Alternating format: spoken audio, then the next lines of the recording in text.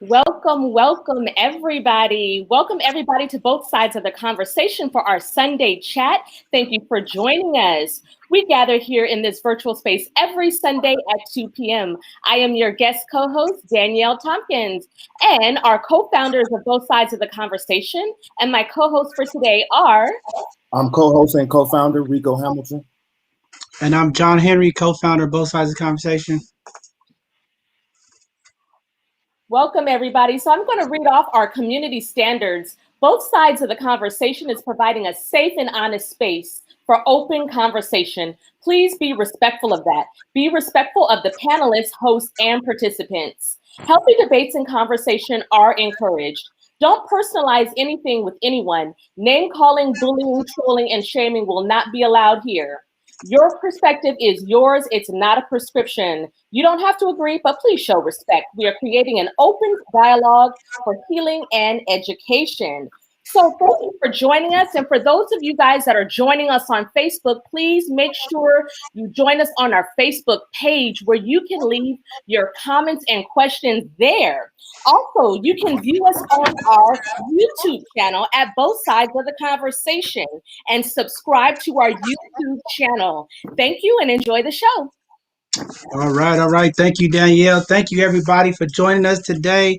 We have a powerful conversation. We are talking about relationships, everything involved with relationships, from being single, from dating, from being engaged to marriage. We're going to cover all of it and make sure that we have a healthy conversation to help educate and promote love in our community and bringing people back together. I think that's what this is all about. This is not a bashing party. We're not here to put each other down. We're trying to uplift the community with this conversation to bring us together, find out what the struggles are, what are the men and the women are facing when it comes to this dating and relationship stuff. How do we fix it? Because the traditional way we've been doing stuff, it sure hasn't been working. We in 2021 and we got to find a way to get through this pandemic.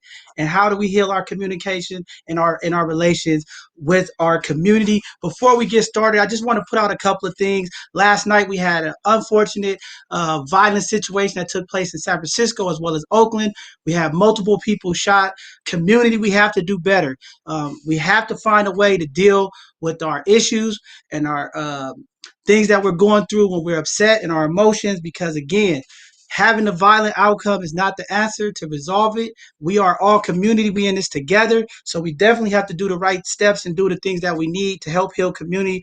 But prayers out to those families. I know it was 6 people in San Francisco shot, 6 people in Oakland shot overnight. We have to do better. We have to love each other. Hopefully with this conversation, we could bring some people together, get some love and let some of this negative energy go and help repair our communities. Also, one other thing I want to say, thank you to our co-founder Rico, our mayor of San Francisco, being part of the community coming together. We talked about it last week. There's been a number of attacks where seniors in our Asian community has been attacked. So thank you, Rico, for going out there, stepping in with the mayor, trying to build the Black and Asian community back together. Not only that, we have to continue to educate our community, the level of respect that's needed, how to deal with our seniors in the community, because the behavior that's happened when we rob and do these cowardly acts to our seniors is not acceptable. It's not fair. And if we catch you doing it, we want you to be held to the highest accountability there is in the law of the land. So with that being said, I'm going to go ahead. We're going to open this thing up. Rico, we're going to talk about how we're going to format this, and we're going to start pulling up some of our guests, and we're going to start this conversation.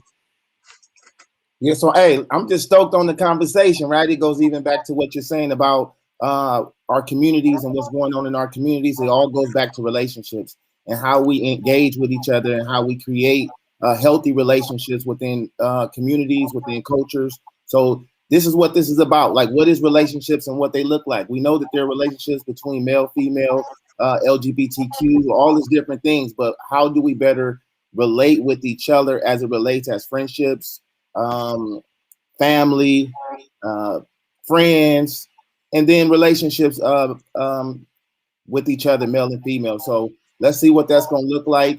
John, do you want to call up our first guest? Yeah, we could bring up a couple of guests, and I just want everybody that's out there watching, if you're on our Facebook page or if you're on our YouTube page, my brothers and sisters, you can chat, make comments in there, and we'll see them up here live, and we'll be sharing them with the guests to answer the questions. I know there's a couple of people still struggling. I just received a text. Some of the fellas is trying to get in. So this is a new platform. As you guys know, both sides of the conversation, we are growing, things is happening. So we had to switch platform to help accommodate our growth and the things that we need to be able to do with these functions on this live streams. But I'm gonna open it up to the ladies that's here because we was going to start off with the ladies anyway. And we're just going to start off with having a couple people come up and talk about some of the struggles that they're dealing with relations, dating, or whatever. So we'll bring up a couple of people and we'll move them around, Rico. So I want to start off with opening up. I'm gonna open up everybody's camera, and we're gonna pull up. I want to pull up Nicole first to start the conversation. I'm gonna pull up Miss Gloria, Naisha. We could bring them all up to the stage, and we can move them around.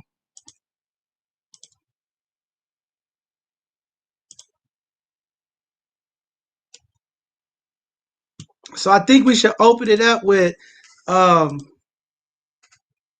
the first question. What are some of the struggles, some of the issues that you sisters are seeing with our brothers when it comes to this dating thing?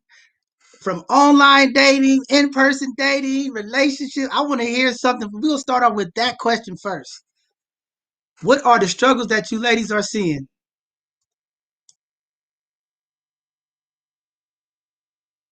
Anybody want to start off? Don't be bashful. Anybody?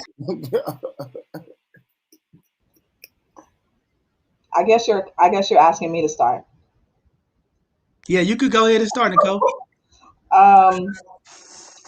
So many struggles. I think one of the bigger struggles that I'm personally, and I hear from my friends and myself, is just the lack of healthy communication in between men and women, especially when it comes to online dating.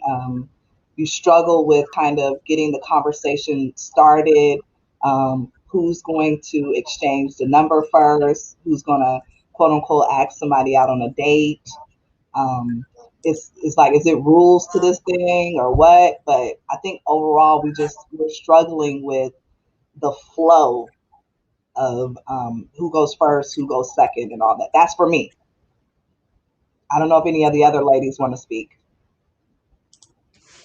Anybody else want to chime into that? Is that anybody else doing online dating? Is that something that anybody else want to speak to?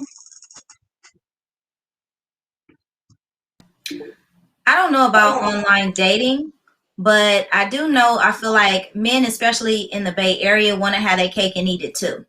I feel like it's like, we can do this, we can do that, but I don't want to do this, I don't want to do that. I put up a post the other day about gender roles. And I was just asking, can like men still be men, women still be women? Is it cool for us to share the bills? Is it cool for everybody to take out the trash?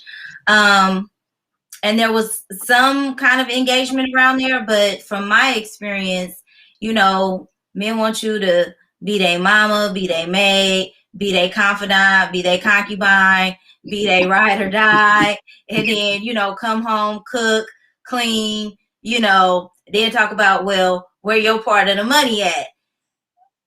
That's okay for some people, not okay for others. I'm just bringing it to the conversation. But that's something that I've noticed with the men here. I don't know if, we've had a plague of baby boys running around or not, but, I've also experienced my fair share of like grown ass men. I don't know how else to say that. Right. And that's nice, where you don't have to be their mama, be they ride or die, be they this, be they that. It's just like, I can just be me and be soft. Right. We hear that from men a lot, like women aren't soft. Women don't know how to be quiet. Women this, women that. But then it's like, are you saying something that I should listen to? Should I really be following you? Are you giving me good direction and good advice? Are you sound? Are you whole? I don't know. I digress. I'll share the mic.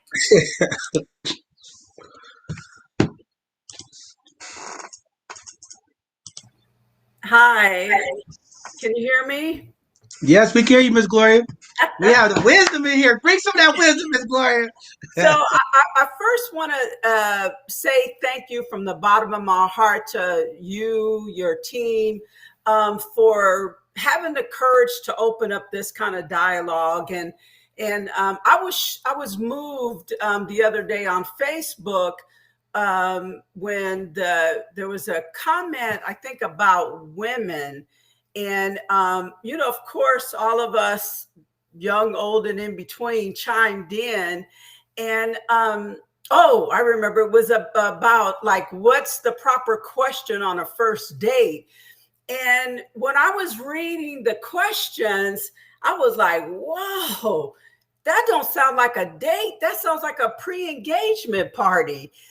And but it really reminded me. I'm older. I'm gonna go on and let y'all know I'm 67 years old, so I'm not dating. I'm helping, supporting. I've raised my children and grandchildren, but I've been married 3 times. And what I learned, a lot of the unhealthiness I learned in relationships, I will say clearly, was passed on to me from a historical place of, Black women really wanting to be rescued. Like, I see now historically, our experience to have someone show up who was going to show up sound and committed and protective in a way that we felt we needed was in a lot of places I looked void.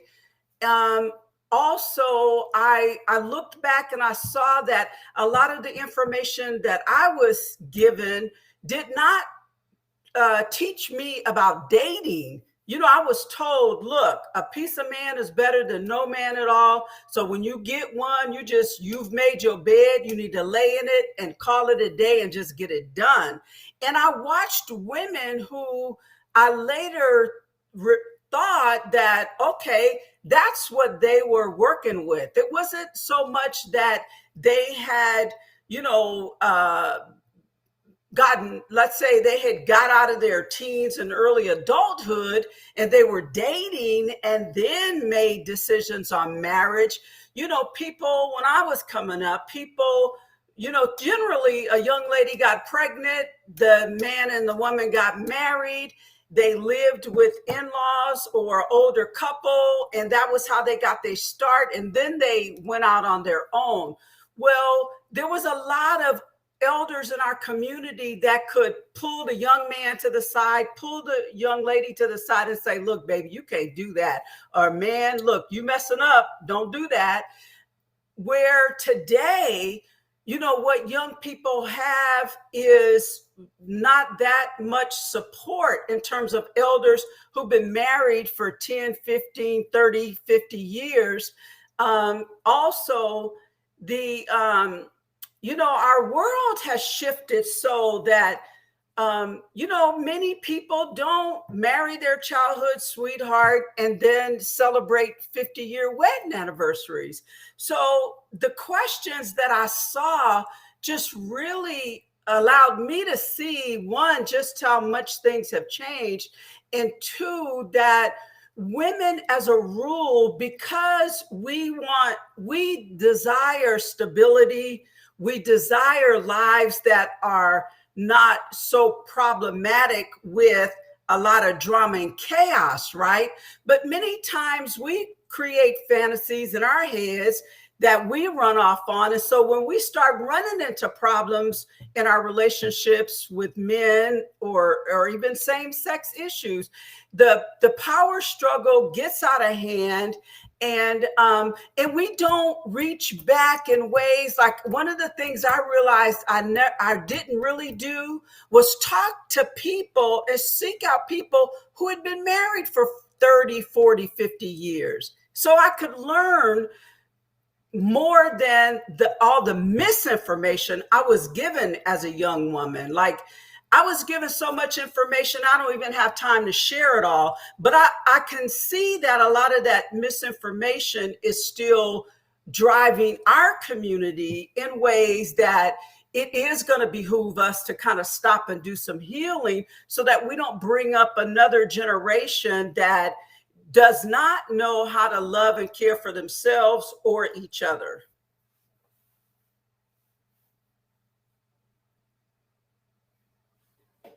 I think that was a good information. Anybody want to chime in on that? I was gonna say, I like the fact that Miss Gloria talked about the multi-generational examples that, some of us are 70s babies, some of us are late 70s babies, some of us are 80s, and I think there's a huge overlap with the examples of that we see on relationships. For example, my parents were married. I come from a two-family household, and unfortunately, sadly, that's not a common thing right now, right? And so um, I saw my dad work. I saw my dad in the yard on the weekends washing. My mom never pumped no gas, never. Just so ideally, when I look at courting, relationship, and dating and future, that's the vision I see. Well, a lot of times I'm meeting men that maybe not have had men, not necessarily their father, but just men in general, as an example of how to court and treat a woman. And so sometimes it looks like I'm asking for too much, right? I'm looking like, well, you want me to pump the gas too? Like, I mean, isn't that like gentleman-like? In my mind, I'm thinking that's just gentleman-like. Whereas these generations have crossed over where you see these women out here pumping their gas with men in the car. And I'm like, it's just no way. If I'm with a man, period, uncle, son, friend, whatever, it's just that part. So Miss Gloria mentioning kind of the overlap of examples, I think that we need to be aware that could be an issue. Yeah. I would like to add to that, the part when you said that, like, you had that example, a standard to go by, and you made a good point with the generations. And we look at what are in the black and brown, well, not, I won't say so much the brown, they kind of marry in their culture, but in the Black community where we have a lot of single home families, a lot of single moms. So we have this like whole generation of men that really have not been taught those skill sets, what it looked like to court a woman or how to treat a woman. And I think another thing that hinders us from developing those kind of relationships is the part that some women deal with. I know I did, the whole daddy issue things, low self-esteem, those type of issues, that the way they show up in some of the women life. It's like when we're dating, are we in this this place of wanting to be loved, wanting to be in the relationships? I know me, let me speak for me, because I own my experience where I have in the past like brought my standards down or did not have any at all. And so what I've learned through my experience and like just a series of relationships that failed or whatever, is that when I took accountability and actually like looked at that, I think we as women have more power than we really know and what we really acknowledge. And we, in some case, I feel a lot of, in our culture, the men probably don't bring that standard up because we don't hold them to bring that standard up. Like the lady before said, in dating, she don't know, like, do I pump the gas? Do I do this, do that, do that?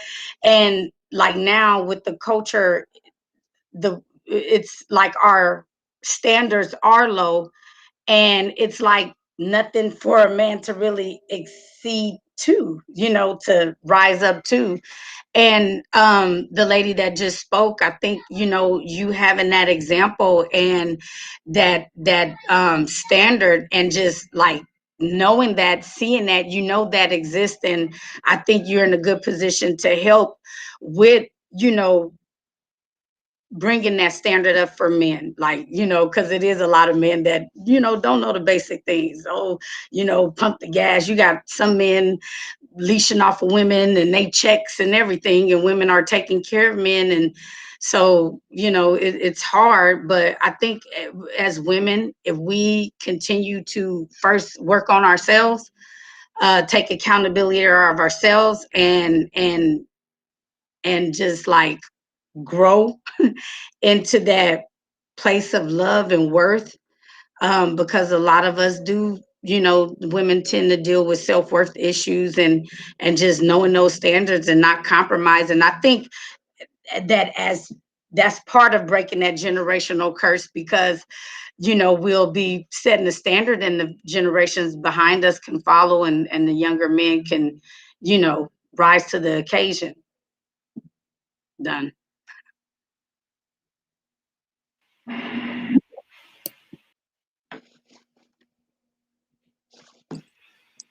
You're on mute, Danielle. Hi, I'd like to speak on some of the challenges I see because I am an online dater. I want to address some of the disparities, especially in the Black community, and when it comes to education and wealth. We've all seen some of the statistics on how Black women are the most educated women in the U.S. And in comparison to our brothers, especially in college, we see that a lot. We just don't see enough Black men able to match these Black women. I know so many Black women with master's degrees, and I can't say the same for a lot of brothers. So we come out of college, we have our finances together, are educated together, and a lot of us are looking for the same thing, but we're not finding it so much. And then oftentimes when you do see it, well, not when you see it, but when you find men that have gone through the working class ranks and have earned their wages and worked their way up, you're trying to find a match there. But I'm seeing a lot of thugs, even when it comes to class. And I'm just constantly seeing, and these are older men too. I'm going through the pictures and I see so many grown men with their pants sagging and blunts and bottles. And I'm like, oh, and I'm just like, delete, seeing some of that. So you're constantly having to filter through all of that.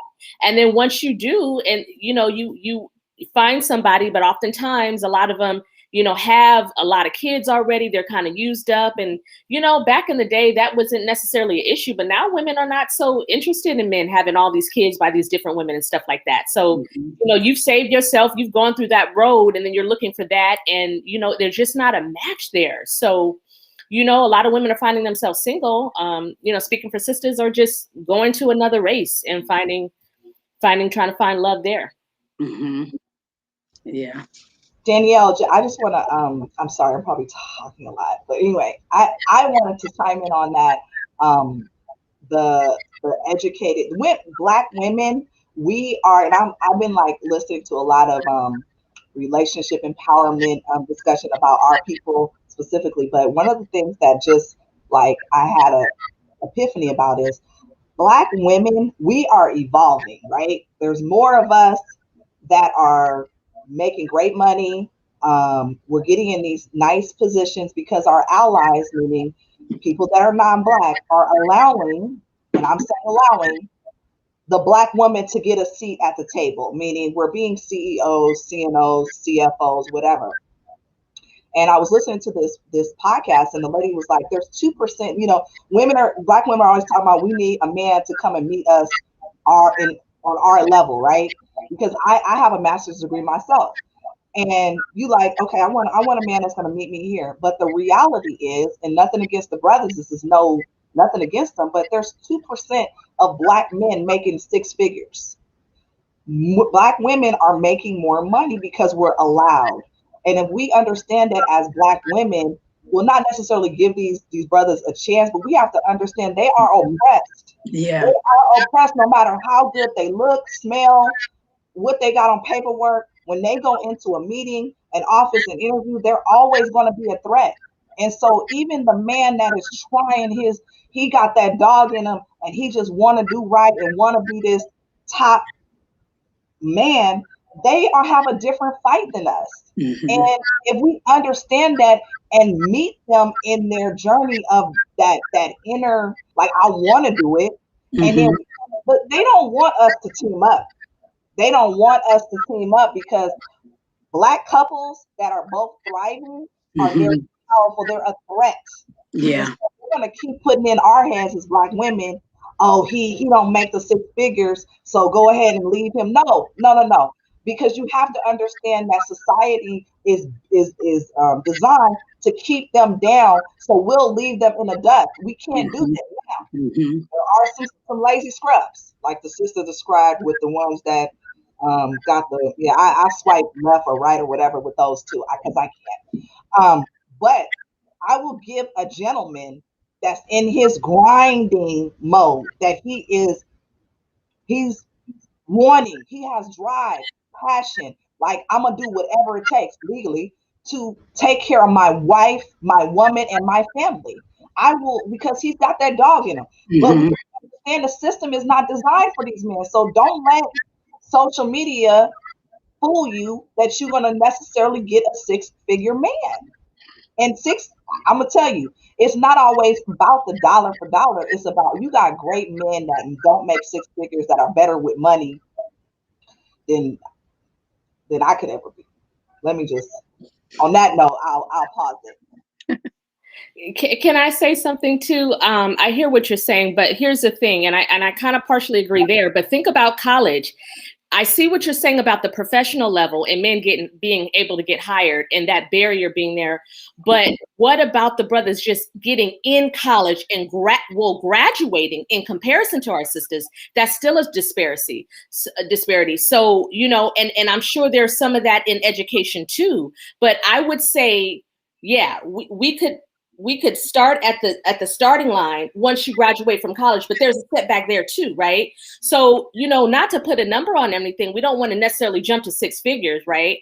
But just an educated brother. So now, and here's the other unfortunate thing that I'm seeing a lot of times. When our brothers do make it to these professional jobs, there's so few of them that are not used to having this power, that a lot of them end up abusing that. They're not used to that, right? So they got all these women on them, all kind of different races, so they're exposed to that. So, you know, some of them either mess up those opportunities sometimes, because I've seen it happen in the workplace where they with so-and-so and all that, or just, you know, they could sit back and, hey, let everybody else do the, you know, so it's a lot of sometimes abuse of power, just don't know how to handle that, or now I'm the man, now you got to, you know, bend down, I'm the man, you lower yourself, you know. So there's that ego thing because they're just not used to it, unfortunately, you know.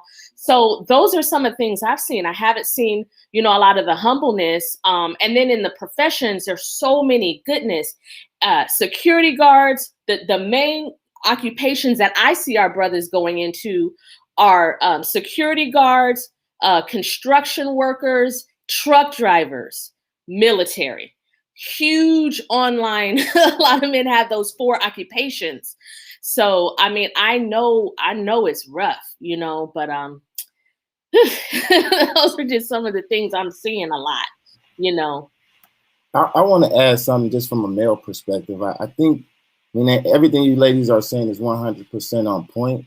And I know a lot of times we put a lot of value on monetary things based on what we taught in terms of, can a man provide, and all these different things. And I think that when we look at love and we look at relationships, the keys is, do we even relate to each other? I think we look for a lot of times some of the most superficial things as the value, when a lot of times if a person just make you happy, they give you security in knowing that they're going to be there for you.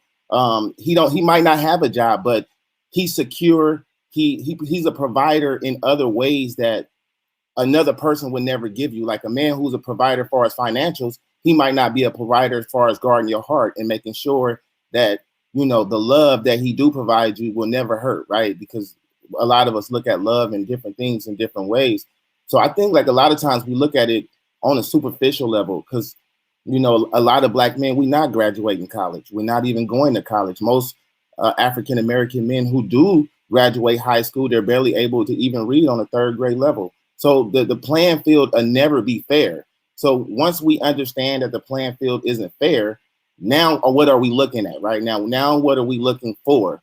You know, if you're looking for a man who is on your level, 9 times out of 10, as far as maturity and other different factors, it's going to be kind of hard to find that. It's really like, how do you help develop a person, right? And how do you help lift them up, and how do you help lift each other up? I know I've been married for almost 20 years now, and I started off very immature. I was not on my wife level on certain things, but I think that as we grew and as we developed through the ups and through the downs, I learned how to love and how to give proper love. I've learned how to be the provider of my family on multiple levels, not just financially, but just making sure that everything that I do, I'm conscientious of her heart, and I'm conscientious of would this offender or would this make her feel some type of way. And I think that there is men who are out there like that. It's just sometimes our standards aren't realistic, or we're settling for what we're used to and what's comfortable. Sometimes I like for me, I know with my wife, like it was an uncomfortable relationship. Like she's not from my community. Like she wasn't, one of the normal hood girls that I was used to dating. And it was kind of uncomfortable because I really couldn't relate to some of the conversation because I didn't know a lot of that stuff. But the more and more I grew and the more I learned it, the more and more we started to realize that we do have more similarities and more things in common than I actually thought. So I think, like, even to what the sister was saying, a lot of stuff is systemic and looking at the systemic issues. But then as an individual, like finding, I know like we all look for happiness, but I think like the true happiness is what's inside, and being able to figure out, like, I know I'm happy with myself, but then what am I looking for in a helpmate? Like not just a mate, right? Because we're looking for a mate, but then like what's the helpmate and what's the helpmate actually look like? An individual that's going to help you through it all, like, that, and that's going to be there, that's going to support you through the ups and through the downs. So I just kind of wanted to throw that out there because I do hear that there's a lot of relationship issues that we deal with as communities of color, especially African American communities. But we know for 400 years, men have been taken away from families. So I don't know if that's now genetically a part of it. So there's a whole bunch of stuff that add to the dynamics of what goes on in our communities and what happened within the family. But I always tell people, see if like in a relationship, do we relate? Like it's like even a relationship with homegirls. Like most likely the girl that you ain't clicking with, y'all don't relate. So it's no point in being her friend, right? So it's the same thing in relationships. And then checking motive, right? So every relationship started off with an ulterior motive. I don't care who the person is, what's going on. There is a motive, rather it's good or rather it's bad. Some people come into your life because the motive was you're beautiful. He looked good. Y'all both motive was, okay, let me see what this person about. And then no one never checked to see, do we relate? Let's court. And I know, like, right. Let's court. Rico. Yes, ma'am. Do you have any daughters? Yeah, my daughter right here. So would you be okay with your daughter dating a man, a grown adult man that had no job? Would I be okay with that? Yeah. Yes. I think you would. Yes. Oh, okay. All right. That's all I wanted to clarify. No. This is what I'm saying. What I'm trying to like say is that sometimes it's not about the monetary value, which is what's going to make you happy. I think sometimes a person might not have a job, or they might have had different things that has happened in their life that has stagnated their growth. And I think that women are so amazing in being able to create opportunity and uplift things, right? So like, like that saying, you give a woman a house, she's going to turn it into a home. You give a woman all these different things, she only go multiply it and modify it even more. And I think that a lot of times that doesn't happen as it relates to educated women. Sometimes I agree with you. I think there's a certain time span in your life. Like I think that would be okay at maybe in your 20s, maybe even in your 30s. I'm the oldest of 5 kids. My dad has 4 daughters, and I'm going to be 43 this year. And I just would have a heart. I'm not saying what his job needs to be, and I'm not a man, but once we get to talk to the men, this will be nice to hear. But my experience has been that most men that financially are struggling taking care of themselves, not me.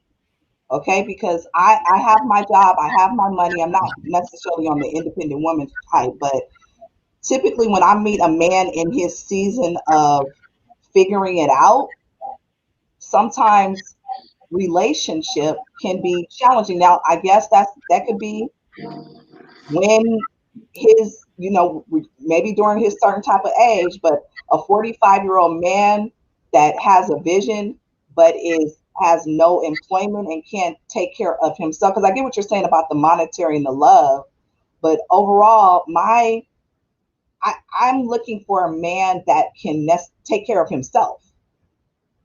And if he's struggling, I hear what you're saying, but my only thing is like, think about it from this perspective. I know I brought it that way, but now I'm gonna really break it all the way down, right? So my mom had 5 boys, 1 girl, right?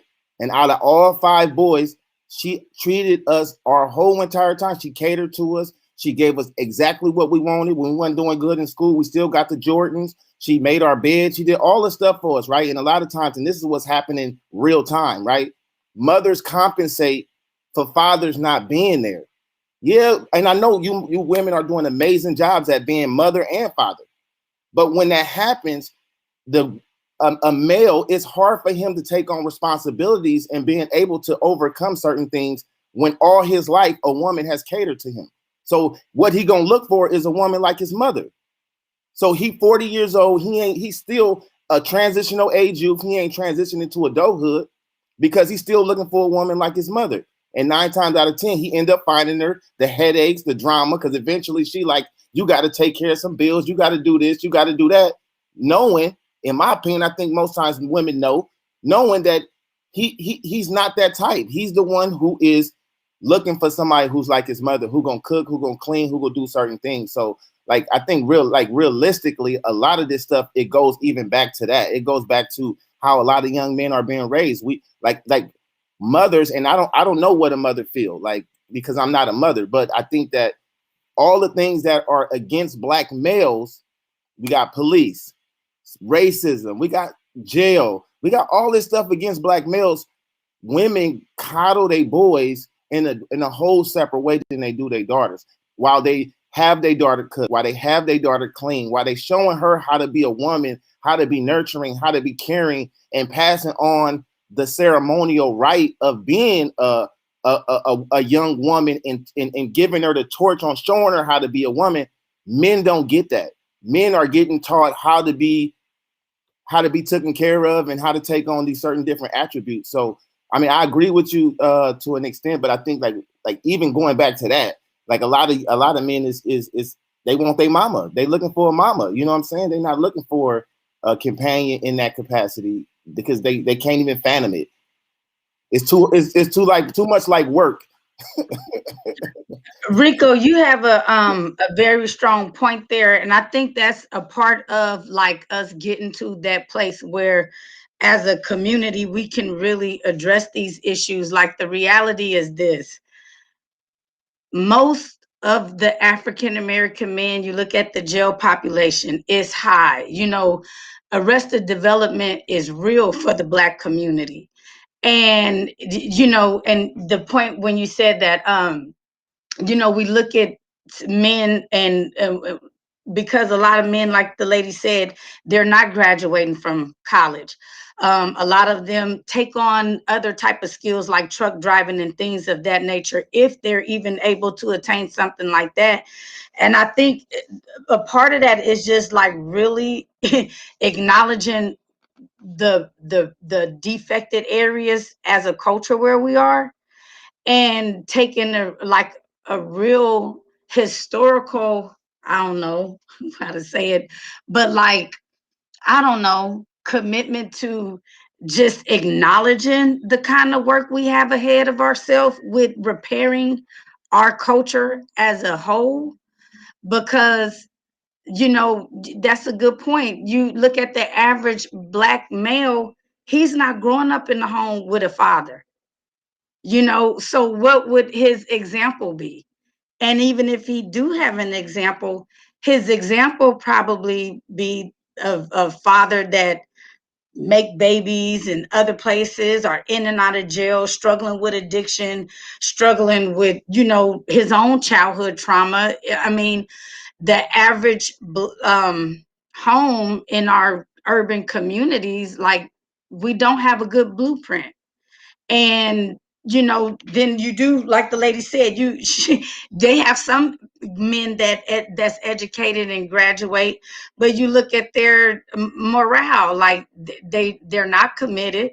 Like, you know, I think it get to a point where as women, like the lady said, she 40 some years old, she don't have time.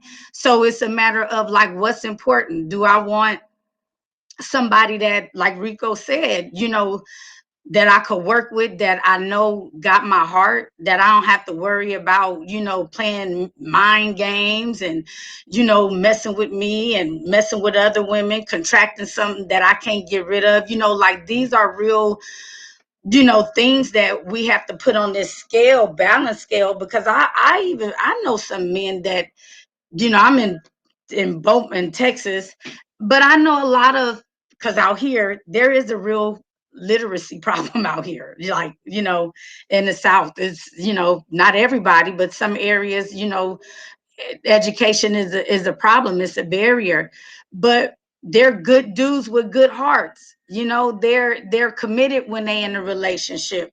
If they get a woman that can like see their potential, I speak of my god brother. I'm not gonna, you guys would know him anyway, but a young guy, he's married, he has a good wife. She kind of seen what she was getting herself into, and but it's potential there. He has the desire to work. He's working. He got a job. He bring home the check he do get. He bring it to her. He's not, you know, messing around with all these women, and he come home every night. He may not be a six figure, but it's somebody that she could trust her heart with, and he has the potential. He, like the lady said, he got that dog in him. So you know, we as women, we nurture. I know I have nurtured men and helped them and backed them in the things that I wanted to back them in exchange that they commit to me. But in the beginning, they didn't show no potential. So I think it's a matter of taking that mindset when the person do come that is worth the time, and just taking that time and like Rico said, courting.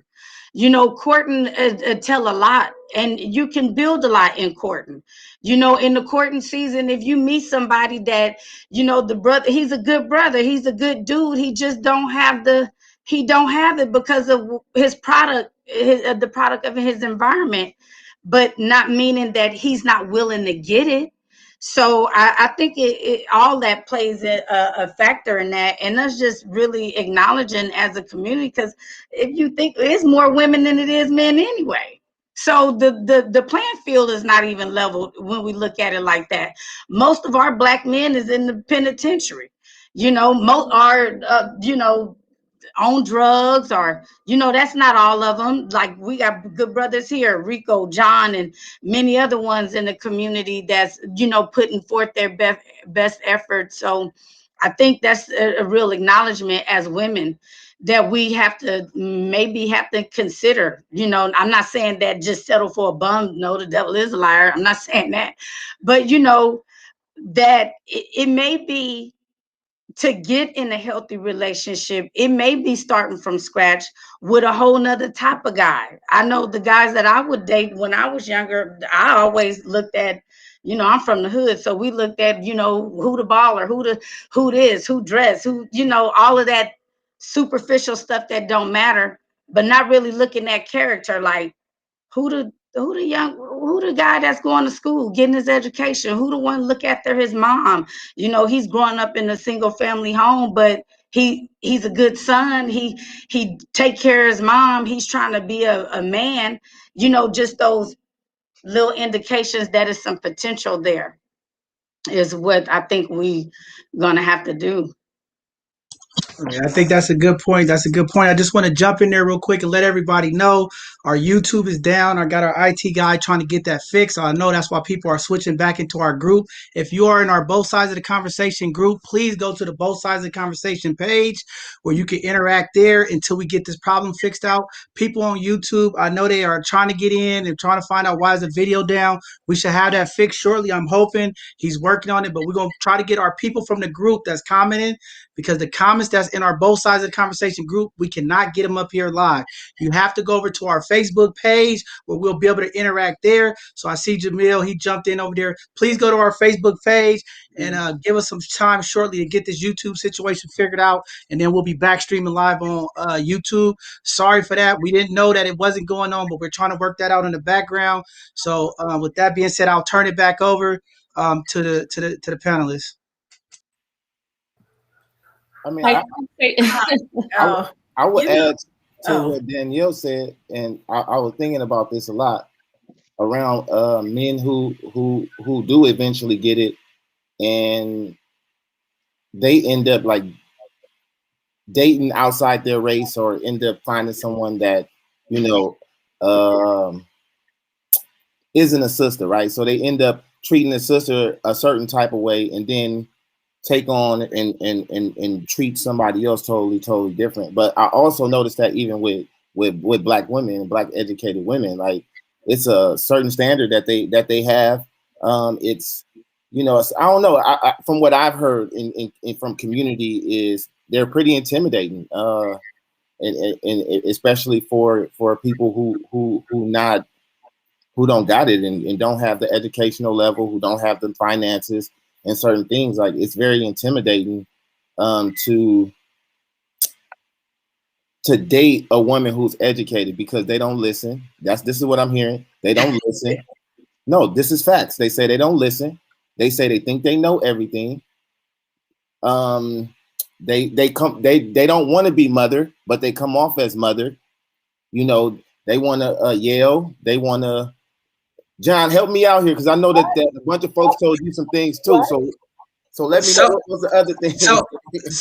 So thank you for holding it down, Rico. I'm on the back trying to get this back end stuff fixed. I ain't gonna leave you hanging out there, but we hear all of it. We deal with it. We hear it. I'm gonna stir the pot on both sides of the conversation real shortly, but I gotta get this back end fixed. But one of the things I do hear the brothers talking about is dating and convenience, right? A lot of times they feel like it's a convenience thing, right? On both ends, for the man and the female. How do we get out that mindset, right? They only want to deal with you when they want to deal with you. They only want to text you when they want to text you.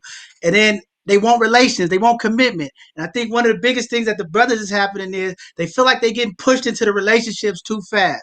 Like, we have to distinguish the dating versus the courting and the engagement, right? And I know in our community, the Black and brown community, there's a lot of time that intimacy happens in that dating period. But we also have to understand, just because we're intimate physically, we can't let the emotional tie us into the commitment. And that's the conversation that really needs to happen. And I think also a big problem is women are masking their femininity with their degrees. So what happens is women that has their degrees are weaponizing it against men. So then men just start going, well, hey, you know, I don't want to deal, or I want to get involved, because everything comes to that, right? I have a degree. Honestly, single man dating, I don't want to hear that. I don't care about your degree. I don't care about the money you have. I don't care what you're doing. I don't need that. I need peace. I need somebody that can give me emotional stability that's an asset to me, not a mental liability. So what happens is they take the emotional aspect, and then it's turned into this emotional liability. When men get that, we want to walk away. We might like you, but that's the red flag that's going to be like, I need to take some more time. So women think, oh, why they not committing? Why they not committing? Well, if you put us in this realm, or you put us in this box, I might like you, but I got to keep back, because I don't like what I'm seeing. So men want mental and emotional assets, not mental liabilities. So that I could just leave it there, and I'll chime back in, because I'm trying to get our YouTube up, because people are trying to get in on the YouTube, and I need to do that. But that's some of the stuff that men are saying. I hope some of the women can address that, because at the end of the day, if you have the house, you have the degree, you have the job, you have all of that, and the man has that, what are you bringing to me as a person? And what am I bringing to you as a person? That's the difference. And then we go get into these alpha males and these beta males, because I think what's happening is a lot of these women alpha male are, and the beta male. I'm gonna get there, but I can't do it now because I gotta get this fake. But there's a lot of beta males out there who are making it hard for these ladies, because y'all deal with these beta males and they send you into this realm, tapping into your emotions with this fantasy stuff, right? And a lot of our women are out there dating in fantasy. It's no Sleepless Night in Seattle. These movies is not reality. We have to get out of what it used to be and what we think it's supposed to be, and we gotta live in 2021. So I hear women all the time saying, I want tradition.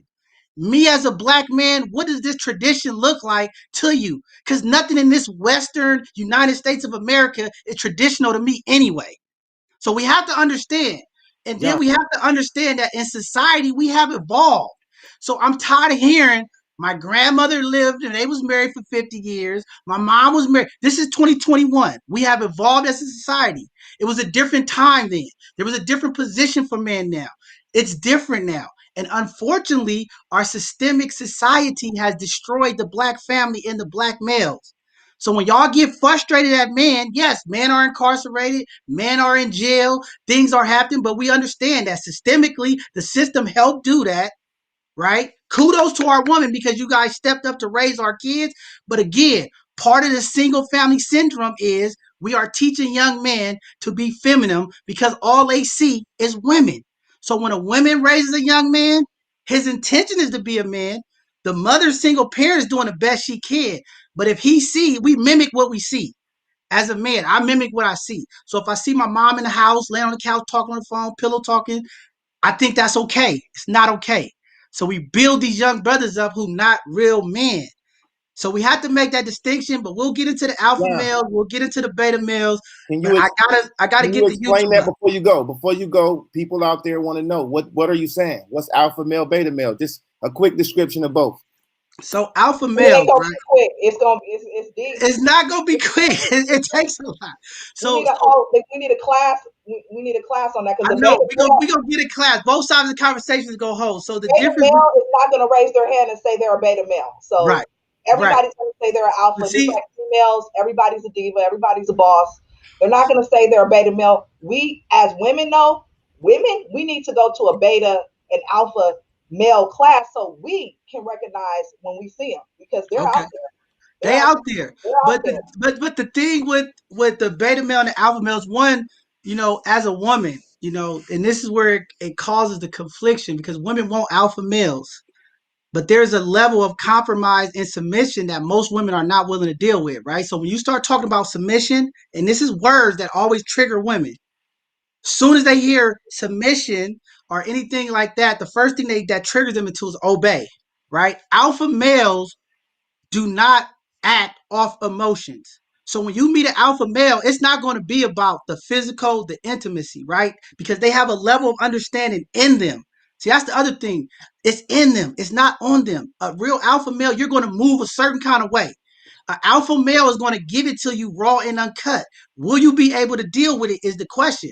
A beta male he's going to tap into the woman emotion, the passive, the yes. So that's why you hear these men who tell these women these fantasies that they want to hear because betas are always tapping into emotions, right? So a beta male is going to be like, oh yes, this is okay because he don't have that in him that know he can walk on his own, right?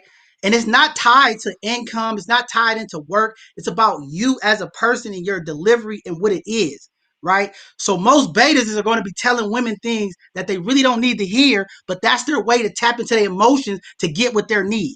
So when y'all talk about these dudes who sleep with all these different women and because that's what they're there for. A real alpha male is not going to be attached to the sexual part. Like he understands his alphaness. He might be alone. He might be single. Beta man is not going to do that. You see what I'm saying? They're going to be thinking like, oh, I have to be with somebody. I need this comfort. And typically you see it because most of these men are dependent. That's why they want to live up under you.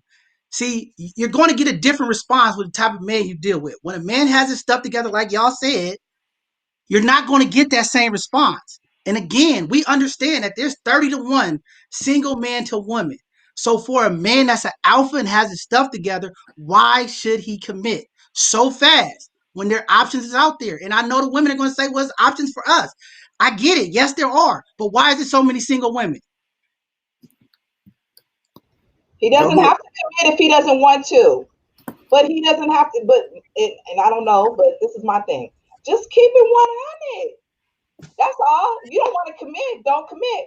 But I want to go back to, because I see in the chat about, and I like what you said, John, about the men not caring about the woman's degree and financial status or whatever. And for the ladies and the ladies watching and the ladies that's on the panel too, I had to learn myself because I was in a Black professional single group, and one of the questions is, why do women, like this person is saying, introduce themselves by their resume? And the men don't care, and they don't care not necessarily that you're successful, but as they're searching for a partner, that's something that is secondary to them. They want to see the femininity. They want to see this woman in her womanness. Otherwise, they not looking for a woman. But I had to stop eating with my, oh, I'm a nurse. Oh, I am this. I had to stop because I'm proud of me, and those accomplishments are for me. Granted, a man will take notes and he'll be like, okay, so yes, because they don't want a bum. They don't want a bum. Don't let them fool you. They don't want a bum. I mean, as far as building, they may want her to sleep with her, but they don't want a bum as far as having a family with and, buying, just building. But women, I mean, I'm coming to the late. We got to start just being a woman and living in our femininity. And when you meet and sit down and have a conversation with a man, that's what you show, not necessarily your body and all that, but, you show your femininity. And I had to learn that because I am, I do have degrees, and I'm like, okay, I'm out here, and guess what? I'm by myself. I am. And this is some bull, but so I want to jump in here real quick. I don't want to stop. I see Tiffany Brown down there, and I want to pull her up. She's been waiting patiently, and I'm starting to see something on her face. So I think she's ready to go. Tiffany, come on and tell us what you got to say, because I just see it all over you. I am a six-figure earner, and I don't have any degrees. So for men, like, the degree don't matter to me. I look at, like, my father. I was raised in a two-parent household. Parents were never married for 25 years, and I'm the oldest of 7. It's 6 girls, 1 boy. And I look at my father, who is a high school dropout, but hustled. He hustled, and he is who I look to as what a man should be. I feel safe with my father. I feel secure. I know he loves me. And so when it comes to me and looking for men, I don't look for a man who can provide for me financially. I look for a man who can, like I said, be able to take care of yourself. I can take care of yourself. We put it together and let's build it. You don't have to. I'm not looking for a certain number. I don't look for degrees or what you do. I mean, that's part of a conversation you do for a living. I'm a blue collar worker, so I don't construction worker.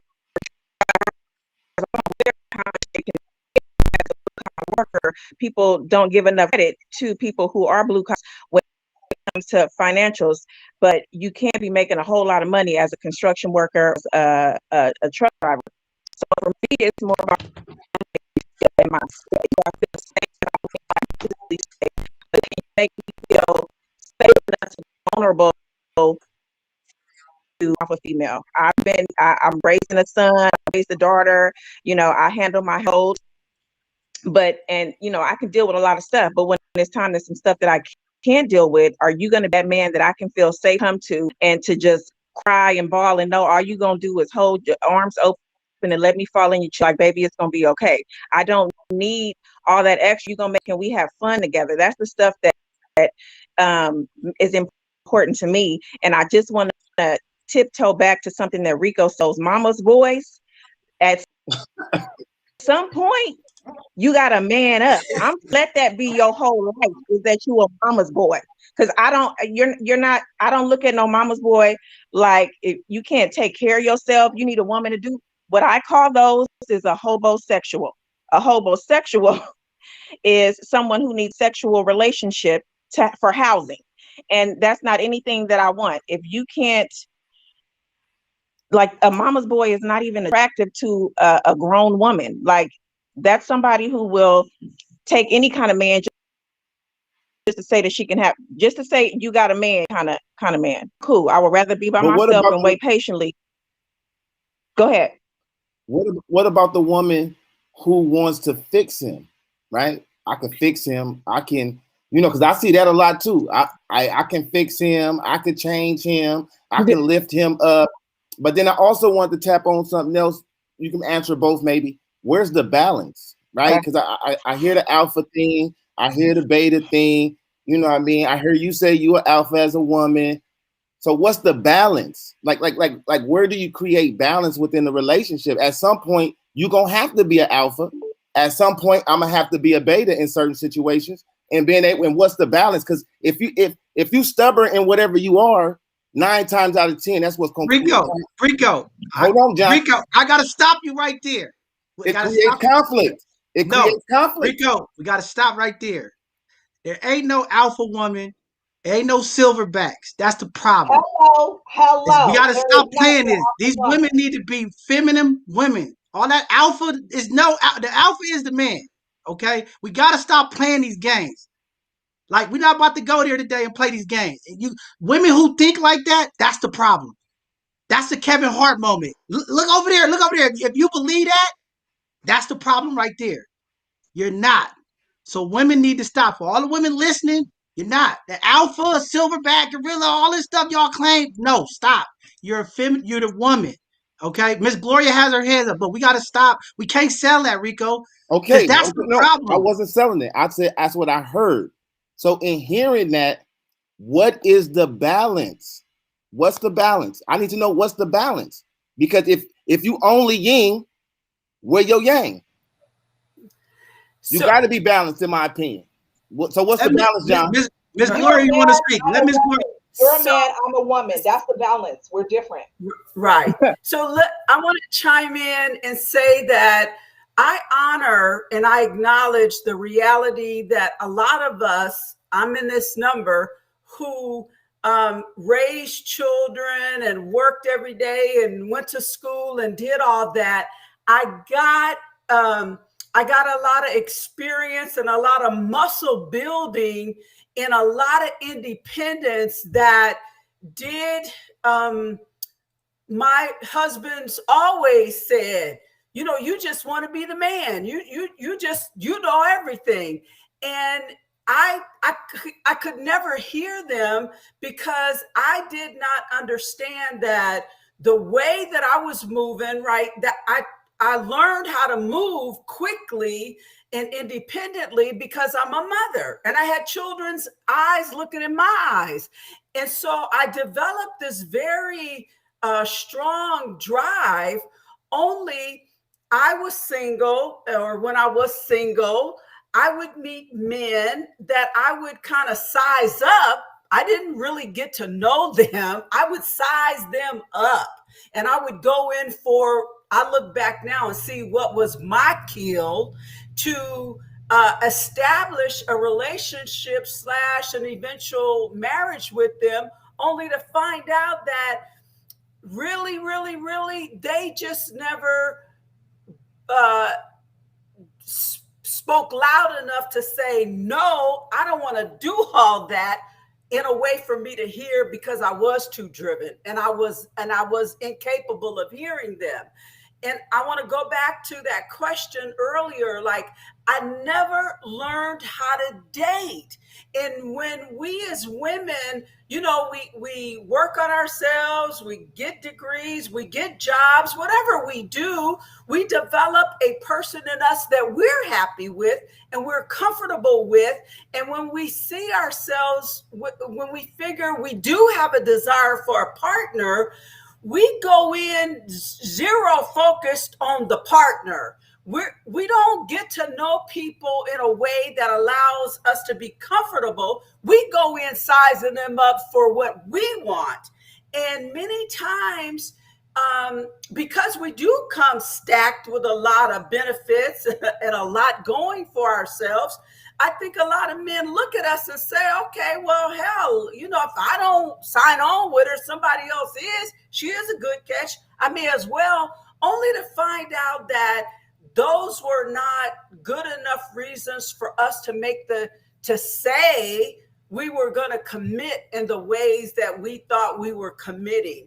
Many times I, as a woman, because I had things in mind that I wanted, I had in mind the way I wanted it, I really didn't have a lot of wiggle room for the men in my life. Now, I carried myself as a woman who was, you know, broken and signing on and had my desperations going on, and I was just going to work it out because, you know, he was mine and we were just going to work it out. We can work it out. Well, I look back now and see that my inability to just get to know a man over time, like not just a few dates and some great sex and call it a day. Like, I did not know how to date. I did not know anybody who knew how to date. Even when I talked to my friends, we were only interested in who we were going to be with. Now, I know that things have changed a lot, and a lot of young women realize they have more options, but there's a good chance that a lot of those wounds and that brokenness that my generation fostered from the generation before me, that we found ways to pass it on to y'all, that we did not have the words to tell y'all that that's what we were doing. We did not have directions for y'all, but we were teaching you guys a lot of injury and wounds that we were lying about. We had a whole lot of stuff we were doing behind the scenes to tolerate a lot of stuff that we didn't want to tolerate, but we made it look fashionable. We made it look like it was, you know, it was cool and we were happy, joyous, and free. But there was a lot of dysfunction, a lot of toxicity that we were passing on to now you guys. The courage that I want to encourage y'all to honor that you have is that you're saying, wait a minute. It's got to be a better way. This shit ain't working. This don't work like this. And I want to honor that because you guys have the ability to stop in your tracks, sign off shit that, excuse my French, that you saw us do, that you know. I looked at my mama and I was like, I ain't never doing that. Well, I did all of that and some. And I told her to shut up when she was trying to tell me. My behavior in reference to my marriages was out of line. I was telling her, oh, mama, hush, hush. So I want to honor that. I want you guys to honor that you're in a much healthier place than you were yesterday, because we're all acknowledging that it's big. One, that there's problems. Two, that it's big. And three, we're not going to fantasize or lie this stuff away. We are really going to have to face it. And I want to acknowledge the courage that it's taken to speak the kind of honesty that you guys are speaking and that you're willing to stand to, because it is the standing to the lies and the truth that allow us to pick and choose which way we're going to go. And so I want to just say that, because if you're wanting to date and you feel like you're not meeting anybody that's dating material, you're probably right. And don't listen to anybody telling you that you're wrong, but you stay on that journey, because you saying no is the gift. You saying, nah, I'm not interested in that. But don't wait till you done signed on with your heart, your soul, and your body and your finances. That's too late. And we as women, we move too fast. I'm going to say that. We move too doggone fast. We get our sights set and we zero in. Like, I look back now and I see why them men couldn't tell me no. I see why they just was like, damn. Even if they had said, look, man, you know, sweetie, I love you. I think you're gorgeous. I love hanging with you. The sex is great, but I don't want all that. If they had said that, I would have come up with a plan the next week to make that be a no, and we would have still been on the road that I wanted to be on. And somebody said it earlier, I did not know I was that powerful. I did not know that I possessed that. And so I did not use it to my benefit. I did not hold on to it and wait until I had dated and learned more about men. And then maybe I might have met somebody who was interested in some of the things that I was interested in. But a woman can raise a son, but she has a hard time trying to raise a husband. And that's a reality. And that's the part where I say those elders have to step in with the men, and we have to rely on them to say, you know, help me with this. Because another thing, I'm going to say this and I'm going to shut up. A man has to see an area in a woman's life that there is a need for him. If he does not see a woman that has a need for him, he's going to the next woman that he sees that has a need for him. If I go to him trying to impress him with all the things that I possess, yeah, he's gonna enjoy it. He ain't stupid. Our man ain't stupid. He will enjoy all of it. But if he really sees me as a woman who doesn't have a need, he's gonna enjoy me for the time being. I'm gonna be what they call a sample, and then he's gonna move on. And he is going to land in a place where there is a need for him, not a desire, not a want, not a desperation, but a need that he can satisfy and that he can fill. So I'm a hush. See, and that's why we put you on today. See, we had to bring the leaders, the elders of our community come on and talk to our sisters. I see Jamel said, you know, who's speaking? We need more of that in our homes. This is what man is saying. I think one of the biggest things as well is, you know, women get the work. And this is why I always want to commend our sisters, because y'all do the work. A lot of men don't want to do the work. But then it's like when the man want to do the work and have a conversation, they can't get the validation.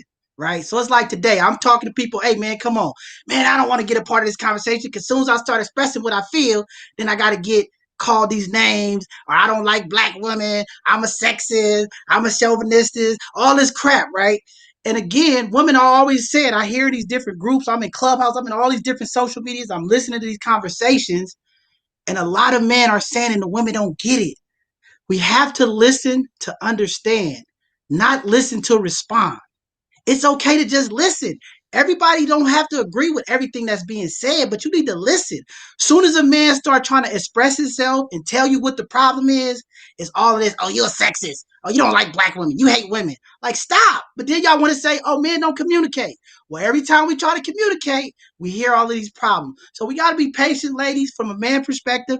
I'm getting text messages from guys, say this. So I'm going to try to bring some of this into the conversation, because obviously our men just not, they don't want to get in. I see some people in the chats coming in, but we have to do better on that. And I think, Ms. Gloria, what you said is a powerful statement, because I hear these things like in this dating realm, right? It's all these words that women say. And I really want to hone in on some of that and break it down, because I always hear women say, I want a man who could lead, a man who could give me security, a man that could do this, right? And it's like, I think it's different levels of it. But I think the reverse question is, when you ask, I want a man who could lead me, the reverse question should be, am I willing to listen to let the man lead, right? And then the level of respect, because this narrative that said our black women are angry, our black women are disrespectful, a lot of it is bitterness, right? Because of their own decisions. Sometimes these women, clear as day, hear what the situation is when they meet somebody, but they tune it out, like Rico said, because they believe they can change a man.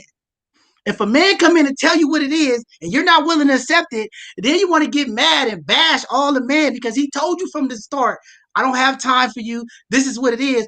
Play your role and play your position.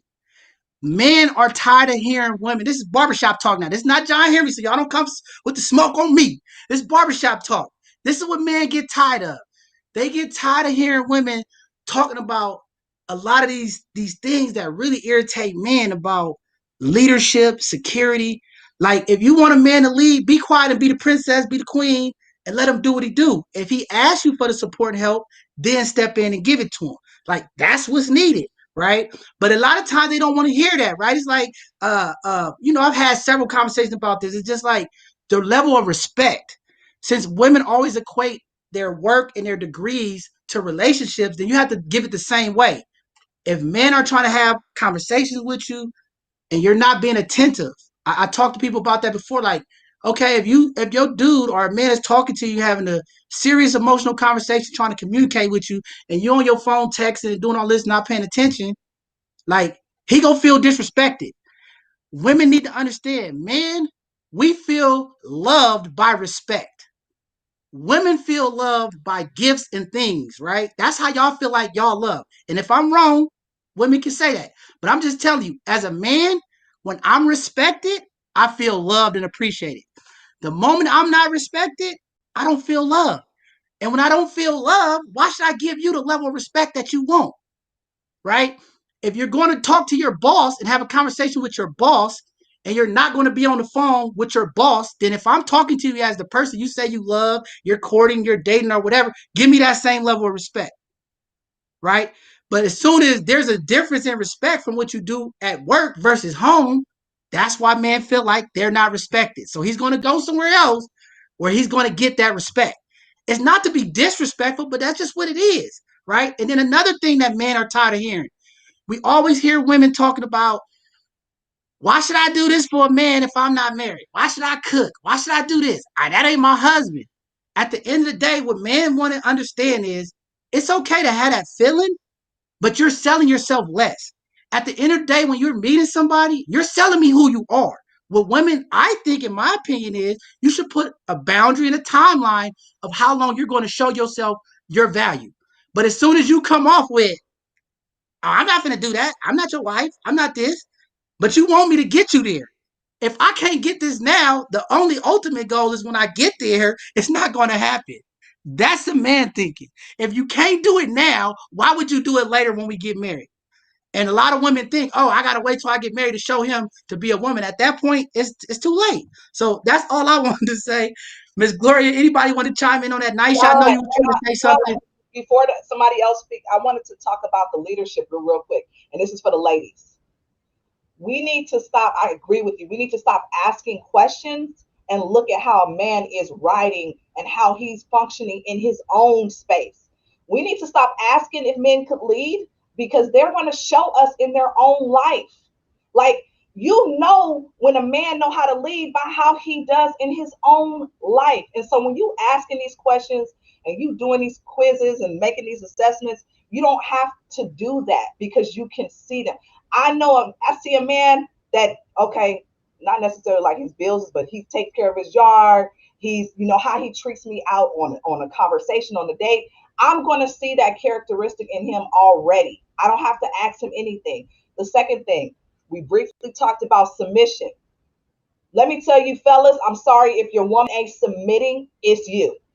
Because women know how to submit, and they submit based on being a reciprocal, and they will submit to you when you show them how you are. I'm trying not to use the word natural because that's kind of subjective, but the woman will come out of her based on you. And I know it's kind of jacked up and y'all men don't want to hear it, but there's a lot of tone in the courtship, in the dating process that you set. But also what John said too, women, we see these traits, these flags, and we're gonna still kind of press, huh? We're gonna still press. A man, he's showing us the quote unquote beta personality. He's not teaching you nothing. He's being bulldogged by women around him. We can see all that. And as we get older, like the young lady just was speaking, we're supposed to have wisdom. We're supposed to be learning from choices and decisions that we made in the past and having wisdom. The leadership stuff, ladies, we're going to see. Stop asking these men, can they lead? They all going to say, yeah. They all going to say yes. And they're not all leaders. And I think John and I spoke, and just because you're a man don't mean you can lead. But they're going to probably say that. Did you want to say something? I'm just talking. Yeah, who is that with you? Go on and introduce yourself and come on and talk to the people. She's married. I couldn't get in, and that's why I ended up coming upstairs. But no, I've been married for almost 18 years, and we've been together for 20. And it's been a bumpy road, but you know we're sliding right now. You know, we just moved, and we're in a good space at this point. And I've had to take the lead at some aspects, and he's had to take the lead. And sometimes I just have to fall back and let him do him and play my wife role. And just, this is a decision you make, and I'm just gonna sit back and let you do what you want to do, and whatever the best decision for our family. So you have to. It's a pull and tug when you in a relationship, and definitely when you in a marriage, because sometimes somebody has to back down and let the other person lead the road of, where are we going with this. Facts. And women, we need to allow our men to be men briefly. I know I'm talking a lot, but anyways. So I had heard this on Clubhouse, and women, we, especially with that whole mother thing, like Rico was talking about, we get these men and we want to be outspoken. We want to always say something. There was a illustration that the woman used, married woman. She said her and her husband were driving somewhere. It was not time sensitive. They weren't in a rush, but he was driving. Okay. He was going some weird way. They was going to her mama house or something, and he's going some weird way. Now, normally, of course, us Black women too, we got to say something. What are you doing? Why are you driving? But you know what? We need to learn to shut up, be quiet, sit there, put some lipstick on, look cute, touch his hand, touch his leg, whatever, and let him go on and drive the wrong way. And then when he figures it out, you'd be like, oh, well, babe, you driving, and I just want to sit back. But when we start to be like, well, what are you doing? Why are you going this way?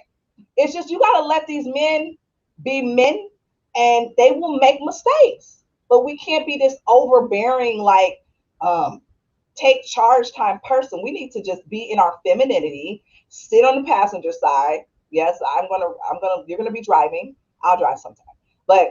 And be a woman and be feminine. Right, John? I got a quick question about that. I have to agree with you 100%. I have to agree with you 100%. Okay. At the end of the day, I don't want to be dating my mama, but I do want the woman to be feminine and emotionally there. But I don't want you to be my mama. I'm a man. But I agree with you 100%. I know it's gonna be smoke about that, but I think that's the truth. Men don't want women to be their mothers. We want you to be feminine, emotionally there. Rub my head, touch me, tell me you love me. That part of the women, I want. I got a quick question to that, because I mean I'm listening, but then I'm finding a hard time with fully grasping it all, because it's like based on social constructs, right? And we and looking at like stuff from like based on like where we're from, right? Like really like going back in the days, like most of our women are Amazon women, right? They not the Eurocentric Asiatic woman who has a natural ability to be a submissive person.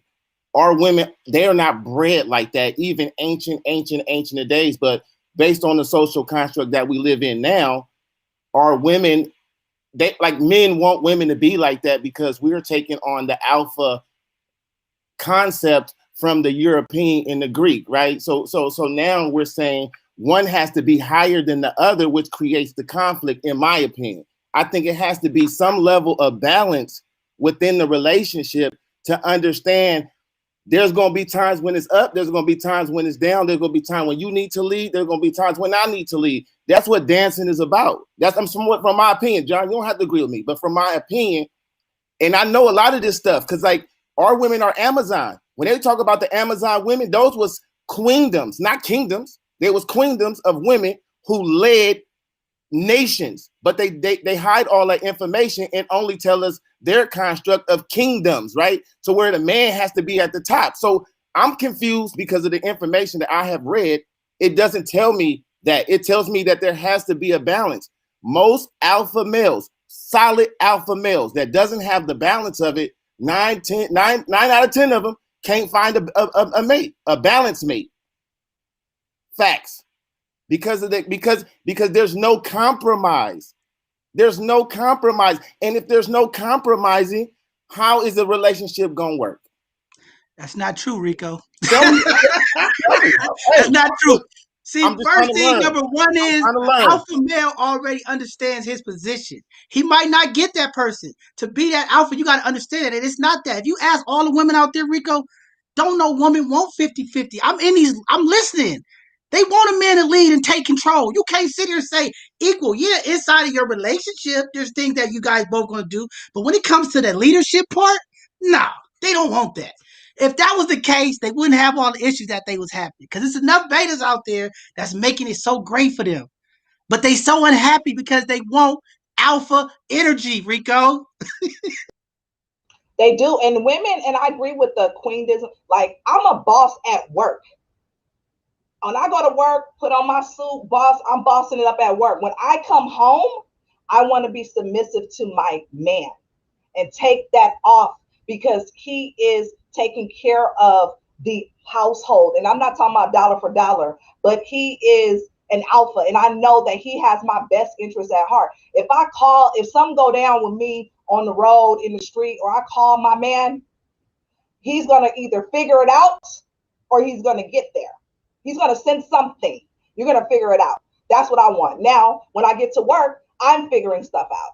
I'm going to be the boss in my office, but at home, I think I see what you're saying is there is a sense of Amazon woman, but women still, John is right. Where's the other men at? I want to hear where they at. They didn't come. Y'all read them off. See, fellas, by the time we get to next week, it's gonna be better. But I think Danielle have something. I know Naisha have something. So Danielle and then Naisha, and then we'll keep moving it around.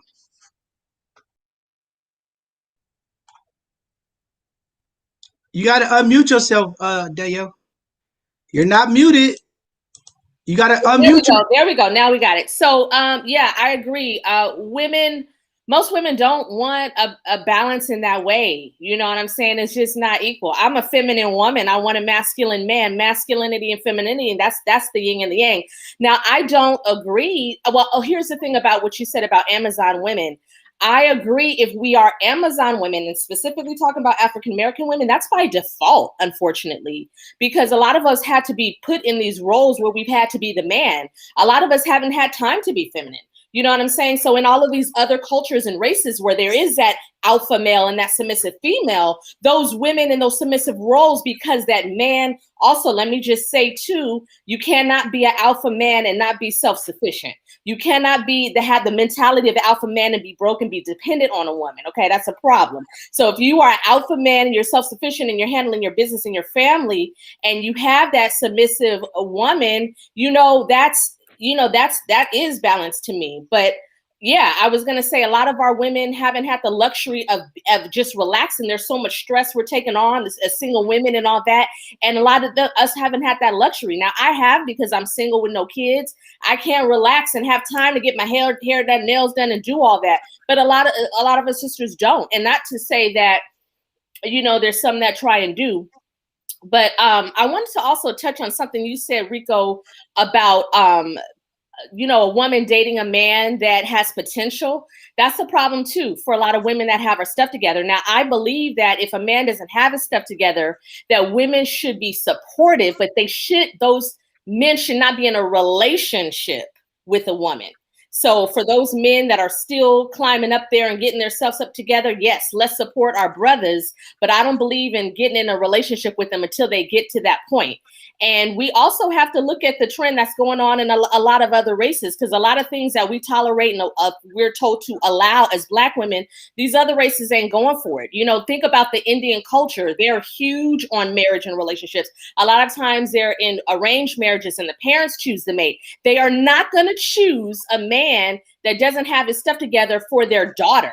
You know what I'm saying? And even back in the day, if you didn't have a home to put that wife in, you guys weren't getting it together. So I know we're a different culture, different situation, but let's rise up to be the people that we need to be. And then, if we have some mental issues going on from childhood, let's not bring all that baggage and put that on that woman. Because one thing that you were saying too, Rico, is that, you know, some of our men, you know, they are faithful, they are loving, they can be all these things for that woman, but they just might not have, you know, the money and this and this and that. And so, you know, that could be weighty too, you know, on a woman. You know, it's like, yeah, you love me and I know you're going to be there for me and my family, but if I have to take care of all this stuff that I feel like you need to take care of, then that's going to be a weight on me. That's going to pull me down, not lift me up. You know what I'm saying? So we got to get ourselves together, women and men. I don't want to put this all on the man. Women, you know, we got our issues too, but let's get ourselves together, you know, see if therapists do whatever we need to do, and then try to get into those relationships. A quick thing that one of the women said too is about, she sees that a lot of women aren't dating.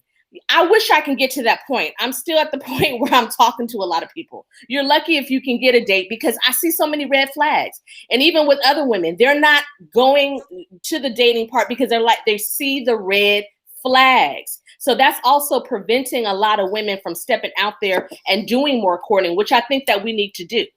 So that's it. Thanks.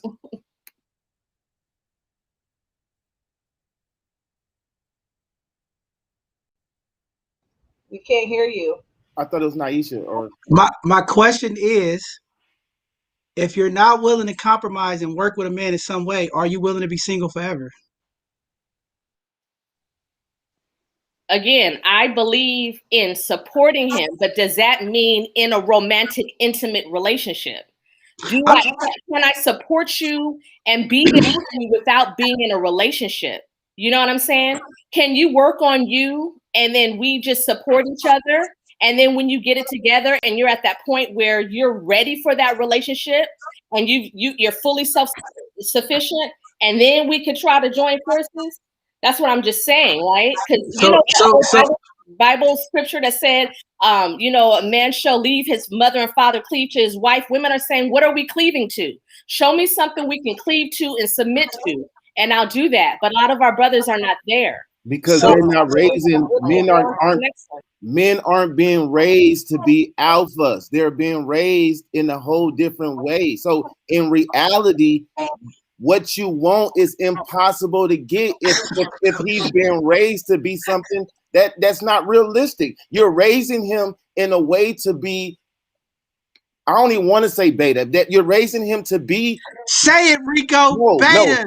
No, she's raising him to be submissive to her as her son. So when he grows up, he naturally don't know what is an alpha. He don't know what that is. All he knows is to stay submissive and play with the emotional part, because he emotional. All he's seen was her emotions, and he deal with emotions like her. So how can he step in a road that his mama ain't taught him? That's not my job, though. That's not my job. It is your job. Hold on. I cannot raise a man. A man raises a man. If a single mother. John, were you right about Hold on. So I gotta cut everybody mic off, okay? I know these topics will get triggering, and I know we're gonna get excited. But we trying to help the community understand. If we yelling on top of each other, they're not gonna get the message. This is nothing personal, okay? It's not an attack on Rico. It's not an attack on me. Y'all want to hear from the man. Just listen. It's nothing personal, okay? But we need everybody in the public to hear the conversation. Nobody's right. Nobody's wrong. We don't need to keep saying man too. This is both sides of the conversation. Whatever I pose to the women, it's the same question for the men. When you women pose a question to the man, we know it's the same thing for women, okay? We don't need to emphasize that. This is not an attack on women. This is not an attack on men. We're just trying to have a conversation. There's going to be different perspectives and different understandings. I get it. But we got to respect the mic so people can hear, because people are trying to say something and we just can't hear them. But I know these conversations are going to be triggering, so just be respectful of that. Okay.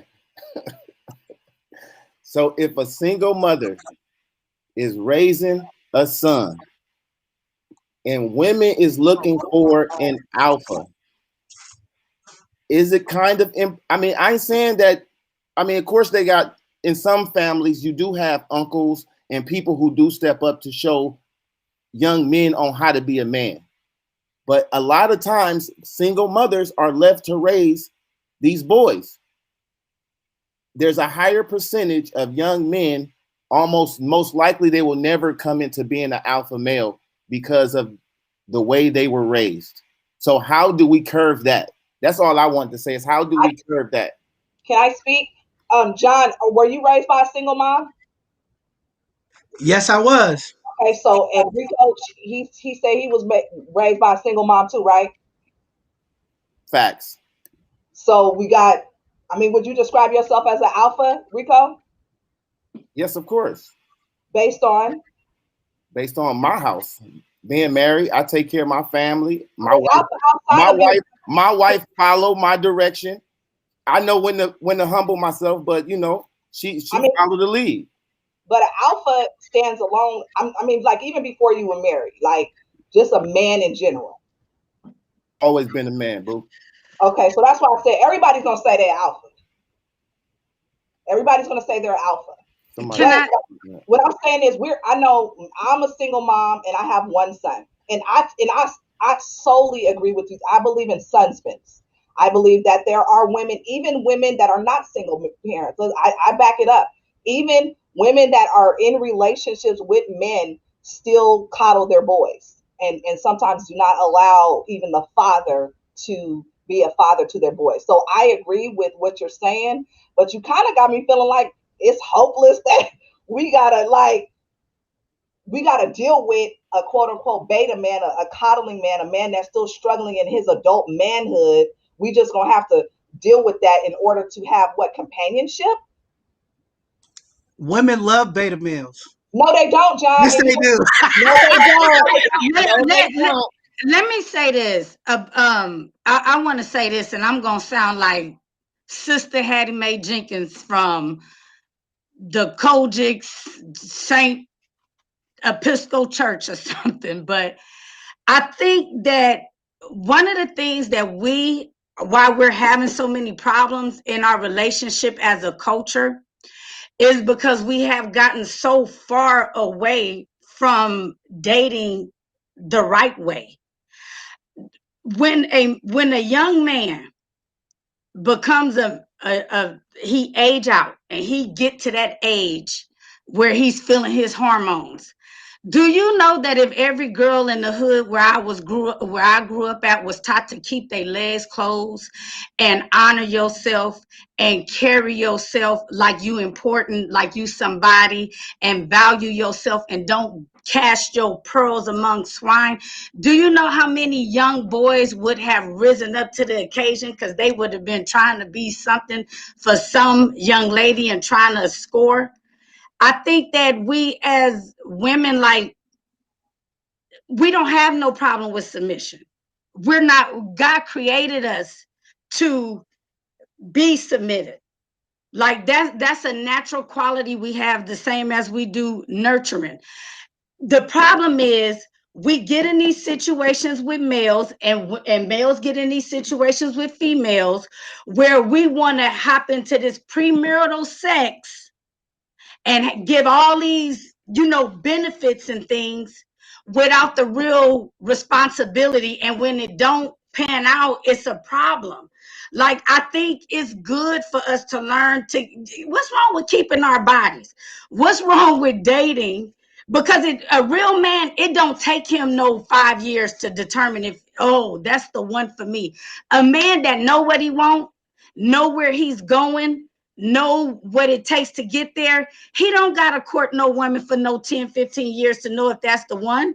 Just like a woman don't got to court no man. A woman know off of meeting if she's willing to let this man lay with her. So I think we have to, it's not about submission. Women could be that. Women just not going to totally submit every area to a man that don't step up in that position. And I'm gonna sound all biblical now, but like for me, I'm not trying to court or be courted by no man who can't follow righteousness. Bottom line. Because if you're going to be my head, I'm going to need to know that you could lead me and my children in the ways of God. And so we get in these worldly and these real carnal situations, and we get all this sex and all of these attachments involved. But we can't do that as women, because we give. Like, men dish out and we receive. So like before you know it, we got all these sex partners, all these soul ties. Then when we get involved with somebody, we can't really connect with them because we still attached to this other person. It's just a big old mess. I think that, it's not about submission. Women don't got a real woman know that she need to submit to a man. We got a problem with submitting to a man that's half cocking and trying to have load and unload their weapon. That's all. No real woman going to submit everything and all total obedience to no man that ain't trying to come on, you want to shack up, you want to sex me, you want me to do this, you want me to do that, and vice versa, but no real commitment. Nah. I think that's where the real problem is, and a lot of people ain't got nobody got time for that. Me as a single woman and raising women, I don't want no man that can't respect me enough to lay up in front of me and my girls and marry me. I know, you know how much damage we do in communities, in the Black family, being single women, dating these men, half these niggas be sexual predators. You know what I'm saying? All because you trying to get bone. Man, girl, go, boy and girl, go lay down. That's for kids. I'm 41 years old. I'm not finna be no nigga's girlfriend. I'm a grown, that's for high schoolers. This is who I am. This is what I am. This is what I got. This is my potential. This is who you are. This is what you got. This is your potential. You know where you're going? Because I know where I'm going. Oh, we're going the same place. Let's get it. All that shacking up and that's where the problem comes. We get in, and then these men, you don't want to submit. Hell no, I'm not submitting. No, not me. I'm not submitting to no man that want to get all up in my legs, play girlfriend and boyfriend in front of my daughter, so I could teach her how to be a whoremonger. I'm not doing it. No, no, we don't have no problem. Peace. We want peace and balance. That's what we don't. Let me say something, brother. Women, Black women, we don't have no problem with submitting. That's false. That's a I don't know about that. I'm gonna stop you right there because I don't know about that. No, I hear you. There's a lot of women who are, but I gotta stop you there because every woman, a lot of our women are not submitting. I'm hearing it to the men. It's a lot of attitude. It's a lot of mouthing. I'm just saying. Nope. Okay, I hear you, but let me ask you this. Those men that's complaining about them women submitting, are they married to that woman? I hear married men saying, I hear married men saying that women don't submit. I hear single men saying that women don't submit. So I just think I get it. There's a lot of women who know how to submit. Are they betas? Exactly. And that whole there's a lot of beta men. Hold on. Exactly. And that whole alpha beta, that's hogwash. What we need to be looking for is godly men that know where he going, got substance. That's an alpha. Okay. That's an alpha. So if you're an alpha male, you got God in you. And women need to understand it's not leading to the pastor, it's not leading to Jesus. You can't get to God without going through man, because God said if you want to go biblical, a woman can't get that presence of God. You got to come through man. So alpha he has to be a man of God. Alpha men have more choices than beta men. Beta men don't have a lot of women on them. Alpha men do, that are self-sufficient. Don't get me wrong. When you got your stuff together and you're alpha man, you have more options. Okay, I got a question. Hold on, Rico, hold that question. I got a real question. Naisha been waiting for a minute, and we got okay. Go ahead, Boo. 30 minutes left. We got to get Naisha, and we got to get Tiffany back up because she's been waiting patiently. I think I cut her off, and I apologize, but I had to say that. But I want you to finish. So I want Naisha to go, then Tiffany. Rico then come with your question, and Gayla, you just hold on because I got something for you. I can't. I am frozen. We can hear you. We can hear you. Okay. We can hear you because my screen is very frozen. If you can hear me. Yes, and we can see you moving and everything. Okay, good, because my whole screen is frozen. I'm just hearing things. I ain't seeing nobody. But the young lady that spoke just now, she said a lot of stuff. We don't have a problem with submission. The problem is y'all men want us to submit to y'all with nothing in return. Y'all want us to submit, this other one that you're dating to submit, this other one that you're dating to submit. You want 5 different women that you're dating to submit to you, and you or do not want to give us anything back in return. No type of commitment, no type of anything, but y'all want us to do this cooking. Y'all want us to rub your hair. Y'all want us to lay up with you and all this kind of stuff. And you want to do that with this one, with Sally, this one up the street, this one around the corner. And y'all don't want to give us no type of commitment. And then the same thing that with what Gloria said is we don't know how to date.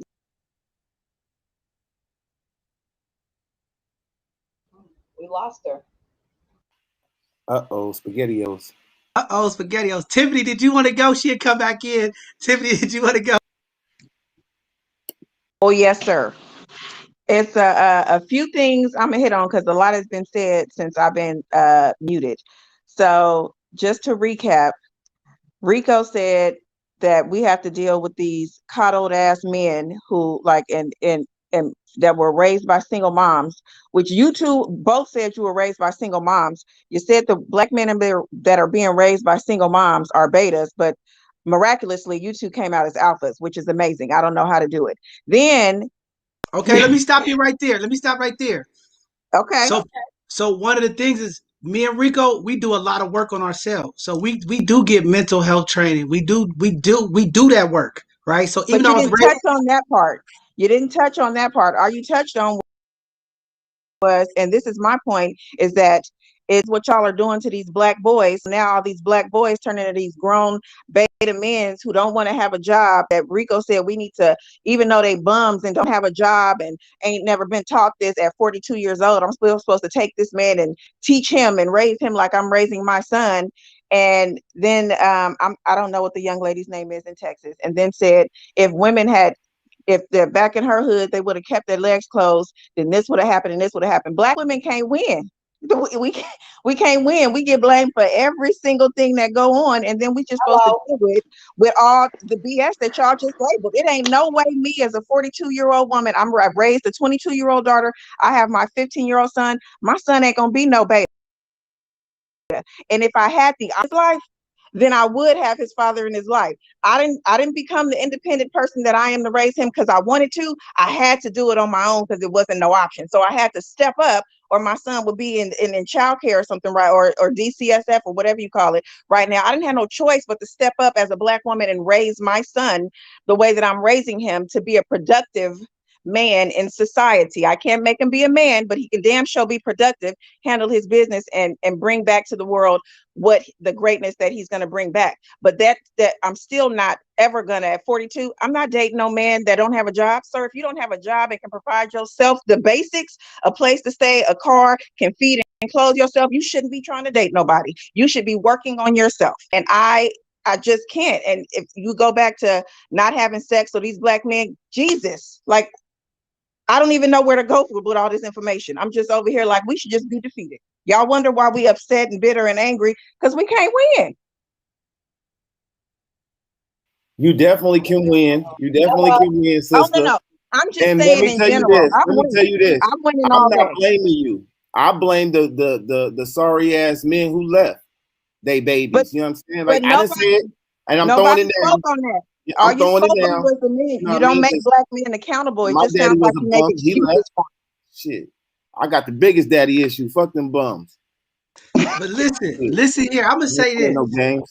I'm all for holding men accountable. So if it ever came off like we're making excuses, I'm not making no excuses for no man, right? But I also am a realistic person, and I understand the systemic things that has been created to destroy black families. I'm never going to forget that, because that plays a role in it, right? If a black man can't get a job, but he's trying to lead to support his family, and he made illegal decisions, and it cost him his freedom because he was trying to provide, I'm not going to take that from that man. Right. And I also want the women to understand that systemically, the system has set this thing up to make the man less than the woman. Y'all got to understand it. This is what this gender war start. I will give, the system says, I will give a woman, a black woman, an opportunity that I won't give a man. Not making it excuse. As a man, you should be hungry, but that's the difference between the alphas and the beta. The alpha's going to go get it one way or the other. He's going to jump over the obstacle and make it happen. But unfortunately, we have a lot of people who have mental health issues, and when they become depressed, they don't know how to push forward.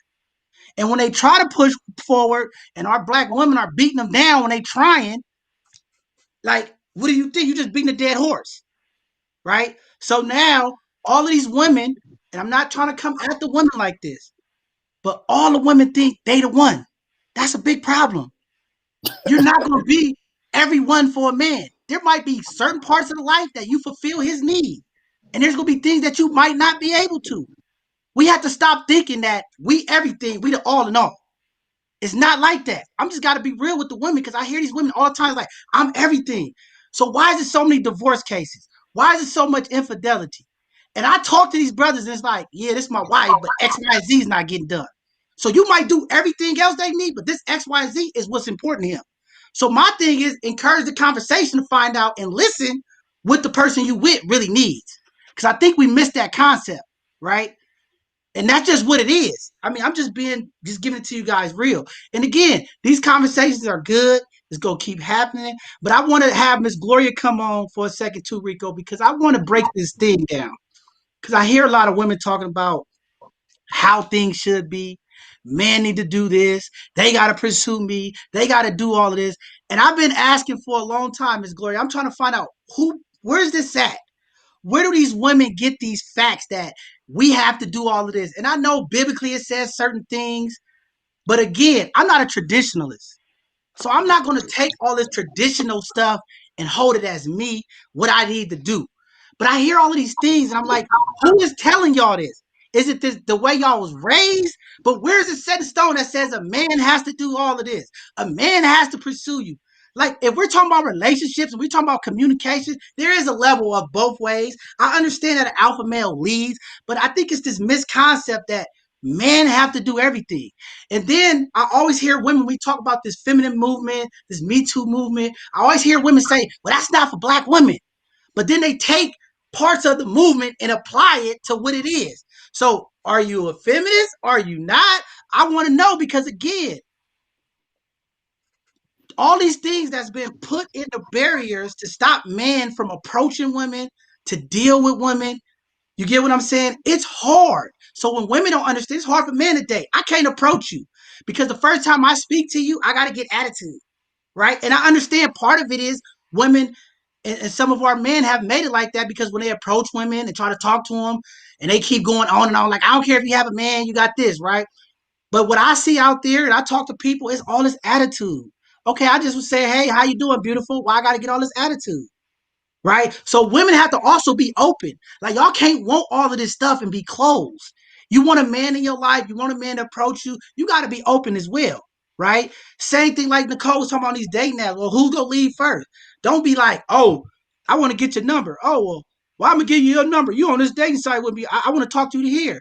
It's like we got to like find that openness, right? And I think our women can do a better job. And I think our men as well, when we're approaching women, and they don't want to talk, or they married, or they committed, hey, just say, thank you, sister, you're looking beautiful, and move on. Like, don't keep harassing them. But then the next brother comes say something, we got to deal with it. So the interaction is what I think also needs to change, how we handle each other. And I think there's a level of respect that needs to happen from our women to our men to engage these type of introductions and things of that nature. But definitely laying it on the table is important. And I just want you guys to think about that, because we have to be open. Right? We need our black families, our black and brown families. We need these relationships, because I'm a true believer. If men have real love and they're happy, some of this violence in our community stop. Because you ain't going to have time to be using all this ego and all this testosterone to go out here and cause harm when you're trying to go have a loving relationship at home.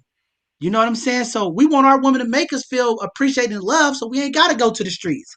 Right? But we also don't want to be baby, and we also don't want to be little boys and treated in disrespect. So I think with that being said, I'm gonna go ahead and open up, but I just wanted to hear from Miss Gloria. Like, it's so many of these quotes and all these things that women are hearing, and I know you talked about the generational change. has some of the way things been and have it been taught to the young ladies. Because when I was coming up in the household, single parent, all my aunties and women that I heard talking, they was telling women, get you a girl with money, get you a guy with money, get a guy with a car. So I think some of this stuff we programmed into these young ladies at a young age too, what type of man we're looking for. I don't hear our women teaching them about character. I always hear about the superficial and material things. I always hear women, especially on these dating sites and different things, I need a man at 6 feet. If you ain't 6 feet, don't click on me. If you don't do this, don't click on me. So are we teaching women to be looking for men for character? Because I want to know, as a man, I know men out there, like, what are you looking for? Because I think the struggle for me too, being a single man, is always changing. When I was coming up dating, it was, you had to be a brother who had your own house, you had a job, you had that. Then we got the job, we got the house, we got the job, and now I need to be taking on the trip every other month out of the country. Like, it keeps moving. So when do I, like, when is it like, okay, we can't keep moving the goalposts? Like, for real, like, what is it that y'all want? We got like a few minutes left. We're going to go over a little bit today because we had some problems. But I need to really hear, and y'all women, all of you guys, speak to the people, speak to the man. What is it that y'all really want from men so they can hear it and get it? And then next week, we can jump into part 2 and start resolving some of this and bringing it to the forefront. Can I say something? I want to say this. I want to acknowledge Nisha too, because she was cut off. So please make sure she speaks too. I was looking at something that said the number one cause of divorce is finance. I don't want to rule out, and you've heard it before, it's not like the most important of everything, right? But financial security is good across all races, gonna be important in the sense that, can you support yourself and provide for your family? After that's established and women know that, because a lot of times that's a cutoff. I'm if they don't have that together, a lot of times you're eliminated right there. So once that's established, we want to know, will you love us, respect us, and stay faithful? Because look at all these, there's a lot of men with money that are not faithful. And these women, you're saying that these women have submissive, there's a whole lot of good women that are faithful to men. Think about how many pastors' wives are loving, kind, and submissive, and these men go out and still cheat. You get what I'm saying? And they got the finances in order. So that's important. And a lot of times too, when men get those finance and get the money, they just feel like they can be whores now. Okay. So, your character and everything it's everybody's responsibility. And I would go as far as to say your mental health is also your responsibility. It's not up to a man to make me happy. I have to look within myself and find out, why am I sad, depressed? Why I've got these daddy issues? I have to make sure I'm whole first. That's not his responsibility. We cannot jump into these relationships thinking happiness is there. Everything I need, he has to have. We have to have that first as individuals, man too. So build yourself, build your wealth, build your character, and then go out and search for someone that has those qualities within them. And that's all. I'm done. Yeah. So then why isn't character number one? Because when you start to allocate money to the relationship, I'm going to tell you right now, there's a small percentage of Black men that make 6 figures or more. Nobody said anything about 6 figures. People keep bringing up 6 figures. No one mentioned, because that's the American standard right now. No, that's the American standard right now. What we keep saying is self-sufficiency first. And I will say this to protect. Okay, so Danielle, let me ask you this. Are you going to date the guy at the Target or the security guard? Is the guy... I'm asking you a question. I'm asking you a question. This is what I want to know. No, answer the question. Are you going to date the security guard or the guy at Target making $13 an hour? Are you going to date him?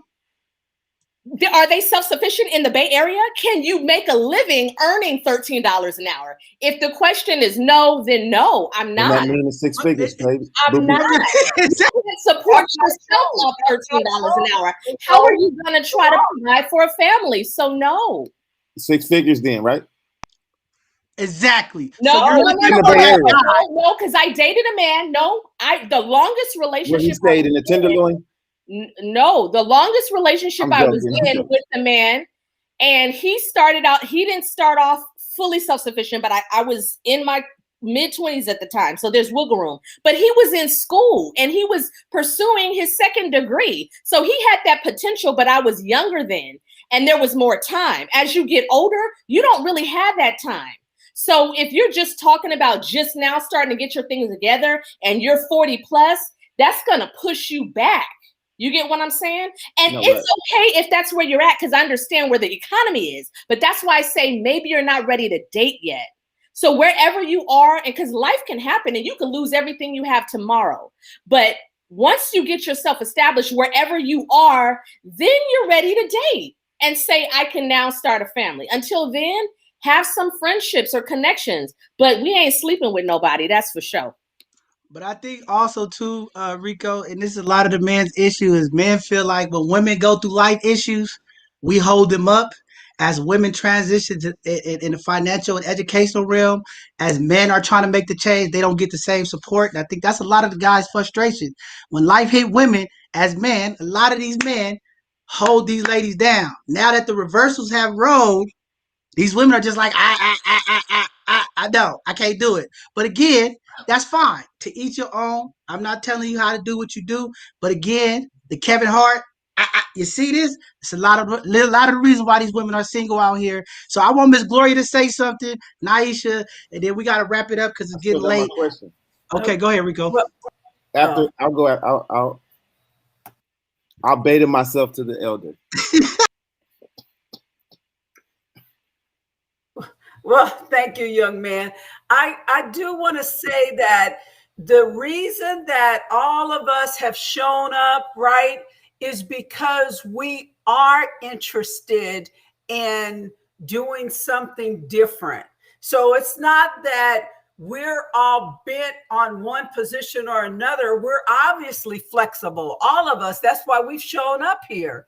So I want to acknowledge that we are all open, and we all realize that we feel like there's some things that we want to learn. So I want to make that clear. Number two, I learned the hard way that when I looked at a man and I saw him with potential, what I failed to see was he had nothing to offer me in the moment. And I think I should say that as an elder, because we get confused and we get taken apart with these words. When my heart is in desire of a heart mate, another person to add to my life, I want to add to my life with someone that is that I have a comfort level with. And I'm not talking about money, that I have a comfort level with. And no, I'm not going to have a comfort level if I am making, $100,000 a year and he's making $13 an hour. I need to be realistic. That means I'm buying a man. And at some point, he is going to resent me because my money is going to speak to him, because that's just human nature. That's something that we need not take personal. That's just the reality. That's like with a man. If he marries a young girl and she's, in her 20s and he's balling, he's going to call shots, and he's not going to have any understanding of his shots that he's called not being answered, because he is a man. He is paying all the bills. He is putting money in her pocket. So I think we're all saying that things maybe whatever we've been told, whatever that is not working. And we are all saying we want to know what we can do to make our lives better in reference to relationships. I think the reality is that none of us are cookie cutter, right? The way my history affected me, you could have had the same exact history and it might not have affected you the same way.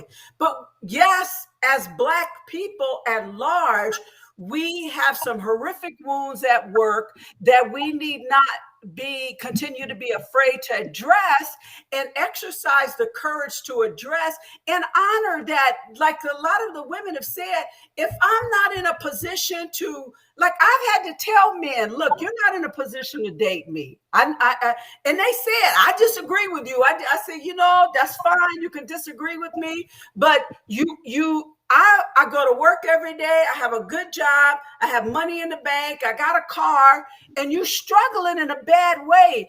I'm going to resent you real quick to try to go further with you. And if I do go further with you and I start calling the kind of shots that money makes people call, that ain't personal. That's just life. You're going to resent me. So I saved us a lot of damage. Now, I was still lonely after that call. I was still didn't have nobody to go to the movies with or whatever. But I had made those kind of calls previously that did not pan out. And no, there is a time in a woman's life and a man's life where we get if we mature, we get the gift of looking at ourselves and make decisions. I'm not pawning my desperate woman self on another man to fix me. It ain't fair to him. It ain't fair to me. Nor am I encouraging women to do the things that I was told. Look, baby, a piece of man is better than none. If you get you one, you just need to get them and work it out. Well, no, those men grew up and outgrew me too, or they found that there were other women who were willing to move them in. They would walk out of my front door and walk in another woman's back door. Those men are 70 years old and they still can't function in a relationship. So I'm saying all that to say that I admire you guys. I'm happy that you guys have decided to put some brakes on some of this toxic stuff from wherever it came from. It ain't working for us.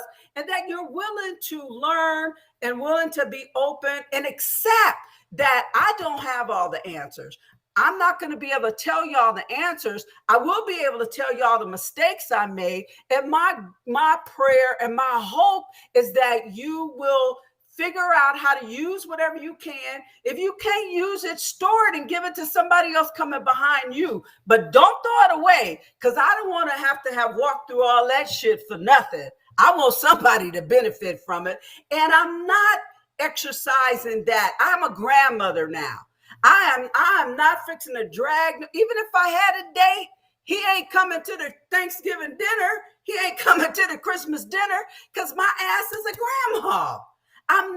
That's not appropriate to me. And that's another thing. We need to be open to life and the changes that we're going to make, because we're on a trajectory. What we did at 20 years old, the people we dated at 20, the people we slept with at 20, if they still in that 20-year-old place where we were, no, we're not doing that.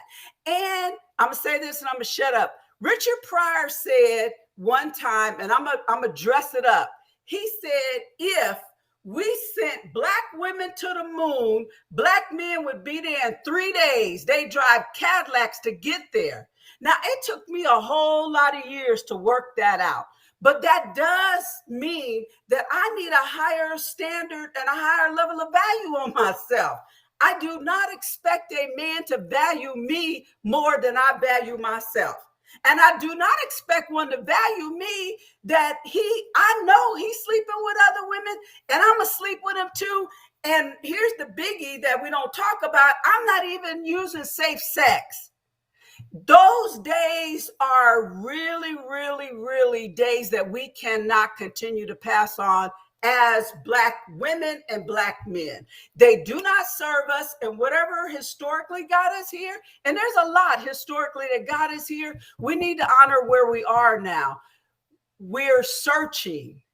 And I believe that we're headed to the right place, and I believe that we're doing the right things, and we're telling the doggone truth. And ain't nobody forcing us. We're open and we're telling the truth willingly. So, all right. Thank you. All right. Rico, go ahead and ask your question. Then we'll hear from Naisha. Then we're going to wrap it up. We'll give everybody an opportunity to give out some closing words to the people. And I think that should be a good way to end our show today. You got to unmute yourself, Rick. So, For sure. I'm gonna say that question for next week. No, seriously, 'cause it's a deep, it's a deep question I was thinking about for heck long. But I do want to uplift every person that's on the show, because I think that in listening to everyone make valid points, and I think that there's somebody out there that is listening to somebody, and I seen it on the screen pop up. Someone say, "You're telling my story," and I think that everyone that spoke, they're attesting to someone's story, and we're all adding input. To me, this is like one big gumbo to try to figure out what is the solution and how do we better create Black relationships, Black family, and how do we continue to uplift that. So I'll save my question for next week, but I definitely wanted to highlight and uplift every last person on here. Nicole, thank you so much for your amazing input. Miss Gloria, Gayla, Danielle, I can't see all the rest of the names, but everybody on here, thank you so much. But as a final comment, I do want to say that, we know that the race is not to the swift nor to the strong, but it's to those that can endure. So if we can endure in knowing what we want to have, the possibilities become endless on what we can get, right? So all of you ladies are amazing. All of you are beautiful. All of you have that shining light inside of you. You are a lady of melanin, and no one can ever take away your ceremonial right. You definitely are already a queen. Nubian. Go ahead, Naisha, you want to say something?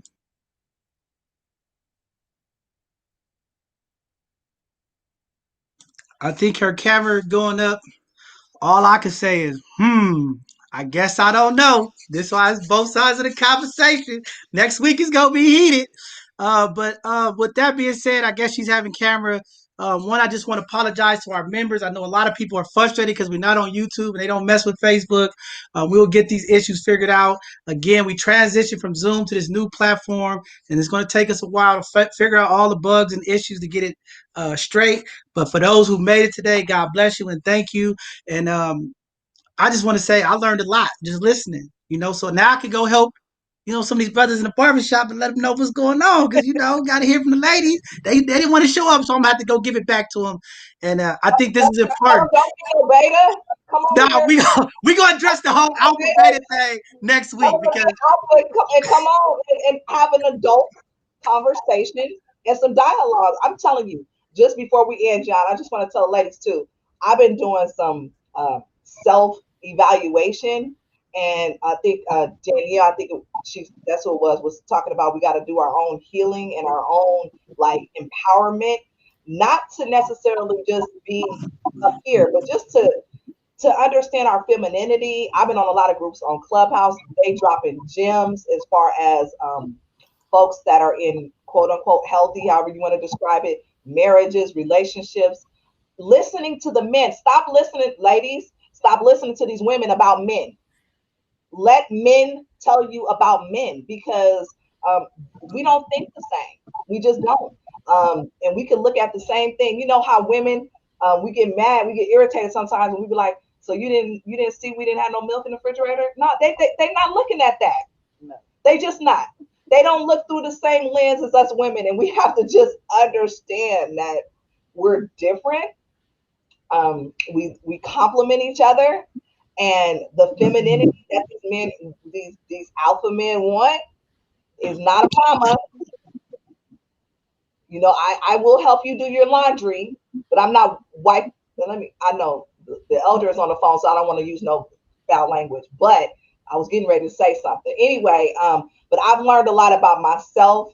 I've learned that I need to tone it down in a sense of I am this independent, but like we talked about earlier, I will tell a dude, I need help changing my light bulb. Knowing I don't need no help, but I just let him know that I need him. Oh, I need help changing the air filters on my car. I can do it myself, but I'm going to have this man help me. And so sometimes women, we got to be, not the damsel in distress, but because he don't like that. He don't like the damsel in distress, but this whole independent, I don't need a man movement, women, nah, I want a man. I'm sorry. I don't like taking out garbage right. I'm by myself. I just don't. I would like a man, alpha preferably. See y'all next week. And I appreciate you, Nicole, coming on. And I know you have a relationship podcast you guys talk about, and I want to continue to support, and that's why you're here. And a lot of people, me and this sister right here, we have conversations, and I learned a lot from her. She learned a lot from me, and there's a lot of things that I understand that you get some of this because we had these conversations. But I know we got a lot of work to do. But I just appreciate the teaching and the understanding, because you can't just read a book without being able to comprehend. And Nicole be dropping gems too, and I'll be comprehending it. I'll be like, okay, I got some work to do too. I ain't all the way there. So I appreciate the powerful conversations that be taking place, because we be making each other think, and I like that. And that's the whole purpose of this, is to just make people feel safe. And I want our brothers to feel comfortable so that they can have these conversations without feel like they're going to get attacked, and just have a conversation. We don't always have to agree. And John, what? John. What? So I just got a text message, and I got to say this for my homeboy. So for all the beta guys out there that are in relationships and your stuff is going good, homie, do not try to be nothing that you not. Be you. We ain't trying to take nothing personal with you and trying to get you to modify to something that you not. Be you, bro. Be you. If that's you, your stuff is working. You got some good stuff going on. We are not saying change what you got going on. What you got going on, let that be, please. Because John, we know that like we're influencers, and we can have some people arguing tonight with their wives and their boo-boos about what they saying that they are. We don't want that. And I just want to uplift you beta men too. If you got some good stuff going on, do you, partner. Don't be mad, betas. Don't be hating on us alphas. Don't be hating on this energy out here. Okay? Don't be mad when your girls talk about them alpha men up here on both sides of the conversation. We don't need that. All right? Just stay in your lane, and we're going to stay in our lane. But I'm going to stop because they're going to be mad at me. But I want to go down the order real quick. I want to let Danielle say her closing words, then Tiffany, then Gayla, Nicole, and then Rico, and then Miss Gloria, and we're going to close out. Hey, so as Rico was saying that, I was thinking about something a friend said, which is there's a lid for every pot. So, there's somebody for everybody. We've heard that before. But I also want to say I agree with the sister about kind of listening to these men too, because I even myself, I have to observe myself and go, what's going to open the dating door for me? And I also used to throw my own speed dating events. So I heard from a lot of men because I was a matchmaker for a little bit. And femininity came up a lot. Weight was a big issue too. Women taking care of their weight and just taking care of themselves. So I think that's one thing, advice I would give, my takeout words is to take care of yourself in every single way, mentally, physically, everything. Take care of you, and the doors open up for you.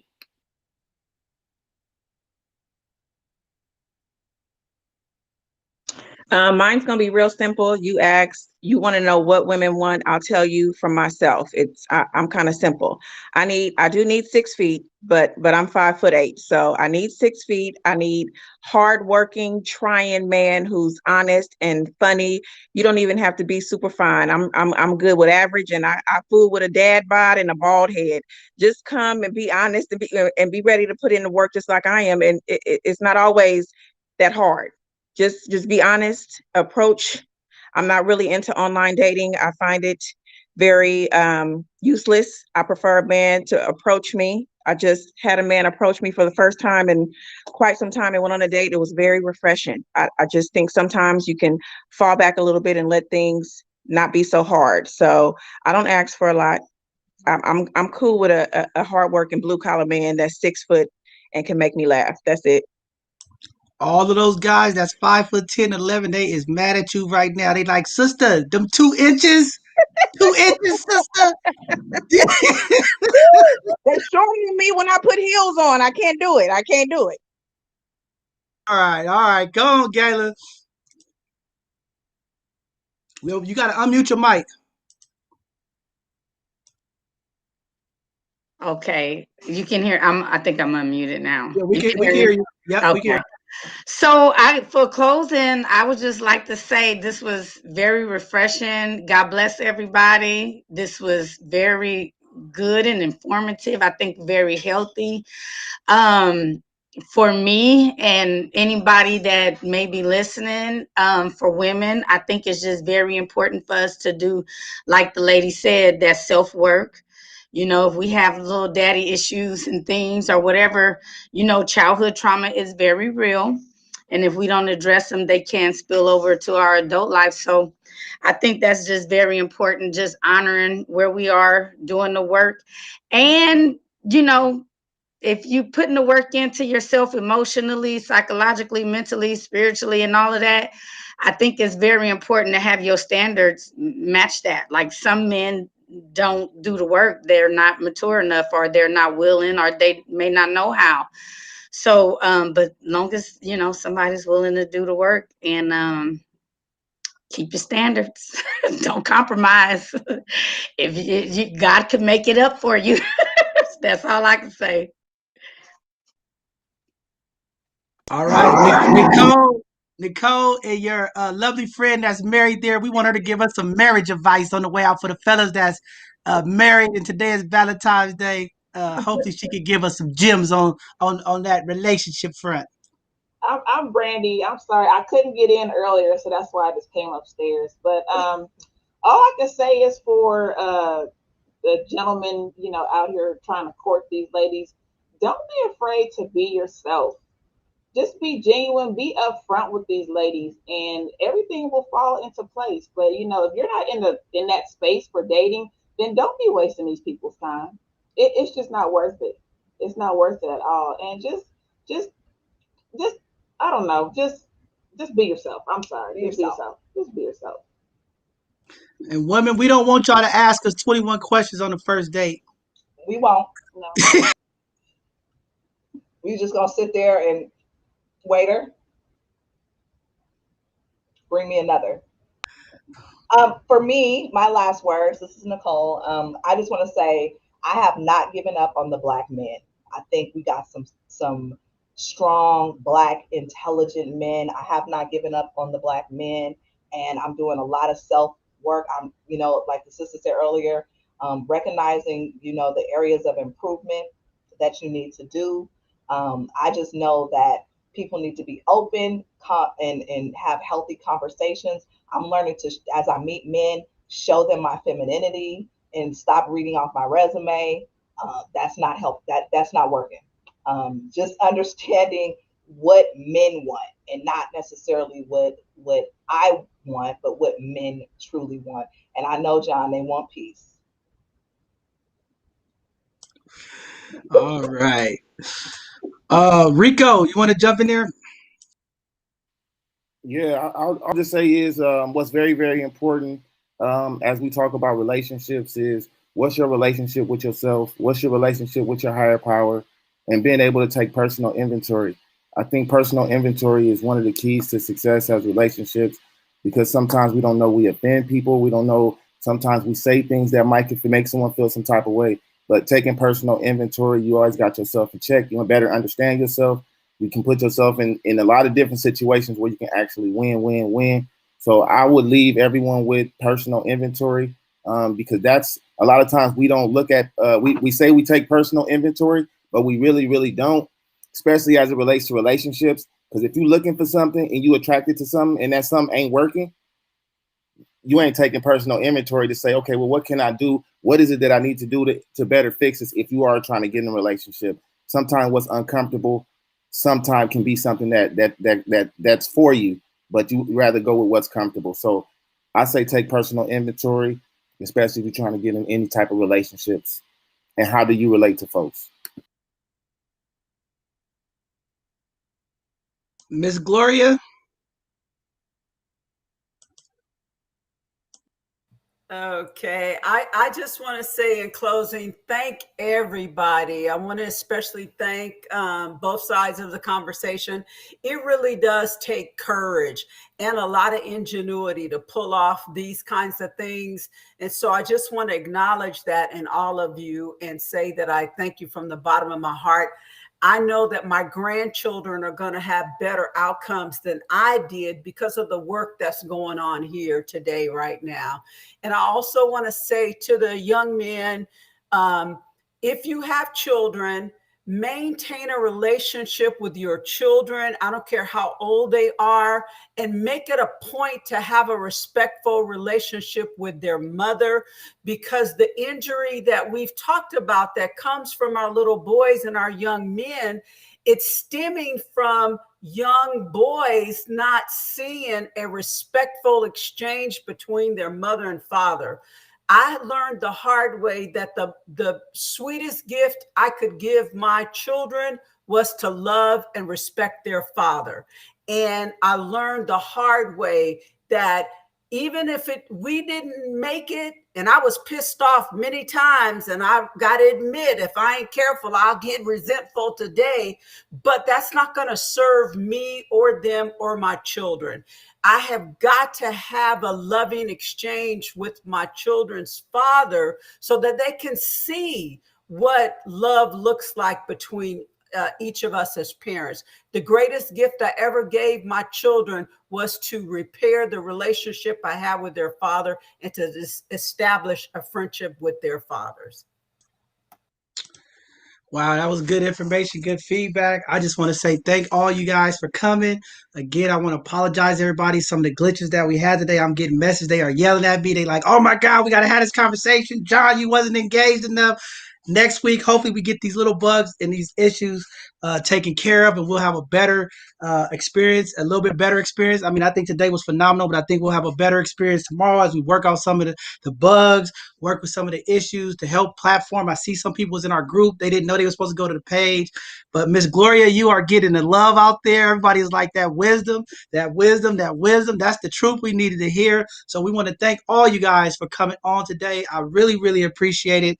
And again, that's what we're doing here at Both Sides of the Conversation. We're trying to bridge that gap between our young and our elders of the community, because we know our elders have wisdom and we know our young people are just doers. So we got to pull the two together to make sure that they get the information and the things that they need. But like Miss Gloria said, love and relationships is about seeing it. We come from a community where we have to see it. We can't just talk about it.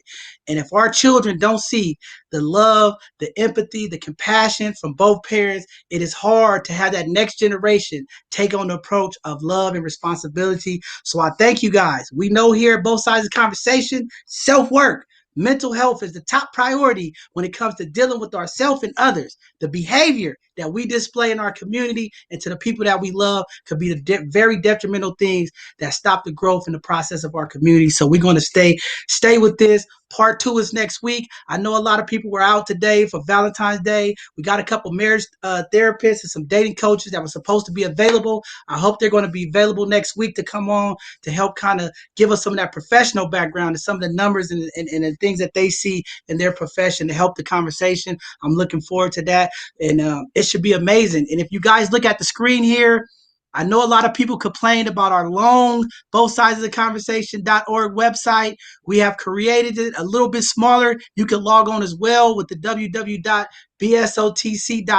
and you'll still get to the website for you guys who didn't like the long typing in both sides of the conversation. So we're trying to do things to make it better, to make it more interactive, to make it more fun, because all these conversations about healing and it's about love and bringing people together and united. So I just want to thank everybody again for joining us. This Tuesday, we will continue our programming. This Tuesday coming up at 7 p.m., we will have another segment of our Hidden Gems. We have some phenomenal people coming on that's doing amazing things in our community. We will continue with that. And then this Thursday, we're going to have another Educational Thursday segment. We're having Chris. He's going to come back again from Lincoln Financial, and he's going to talk about how to prepare for kids in college, how to save and educate the community on how to get our kids in college, because we can no longer wait on scholarships and grants. We want to do the physical, responsible things now while they're young and prepare them for college so that our kids get the same access and opportunity to education without the hiccups of taking out loans and setting them back even longer. So just looking forward to that. And then next Sunday, we'll follow up with part 2 of this relationship talk. And these conversations won't start, but we have so many conversations coming up. We hope you guys can join us. Please go to our website, look at some of our upcoming Sunday conversations, look at some of our Educational Thursdays that's coming up. We are doing our best here at Both Sides of the Conversation to continue to educate and impact our community with information and love. We believe here you can't lead the community if you don't feed the community with food, love, and information and education. So that's what we're trying to do. Please, we got a lot of educational services. Go to our website. We got scholarships that's still up that need to be filled for 100% college prep. Our mentor program is kicking off shortly. We are still trying to grab a few more mentors and parents out there, no matter where you at. Please go to our website. Sign your kids up. It's not an excuse. We have some mentors who want to do some work. We have some people that's going to be wanting to do some coaching and case management through our mentorship program. So we have some phenomenal things coming up. Don't sit back and say, even in this pandemic, there are still services out there that we're going to try to impact our community and make these young people get the information that they need so they can be successful. And for our women out there, we have a women program that's going to help mentor these young girls. And hopefully some of you ladies on here can give these young girls the information that they need so the next generation of young women can be empowered in this dating and relationship. So with that being said, I am going to end this live and say thank you guys for joining. We see you guys soon. We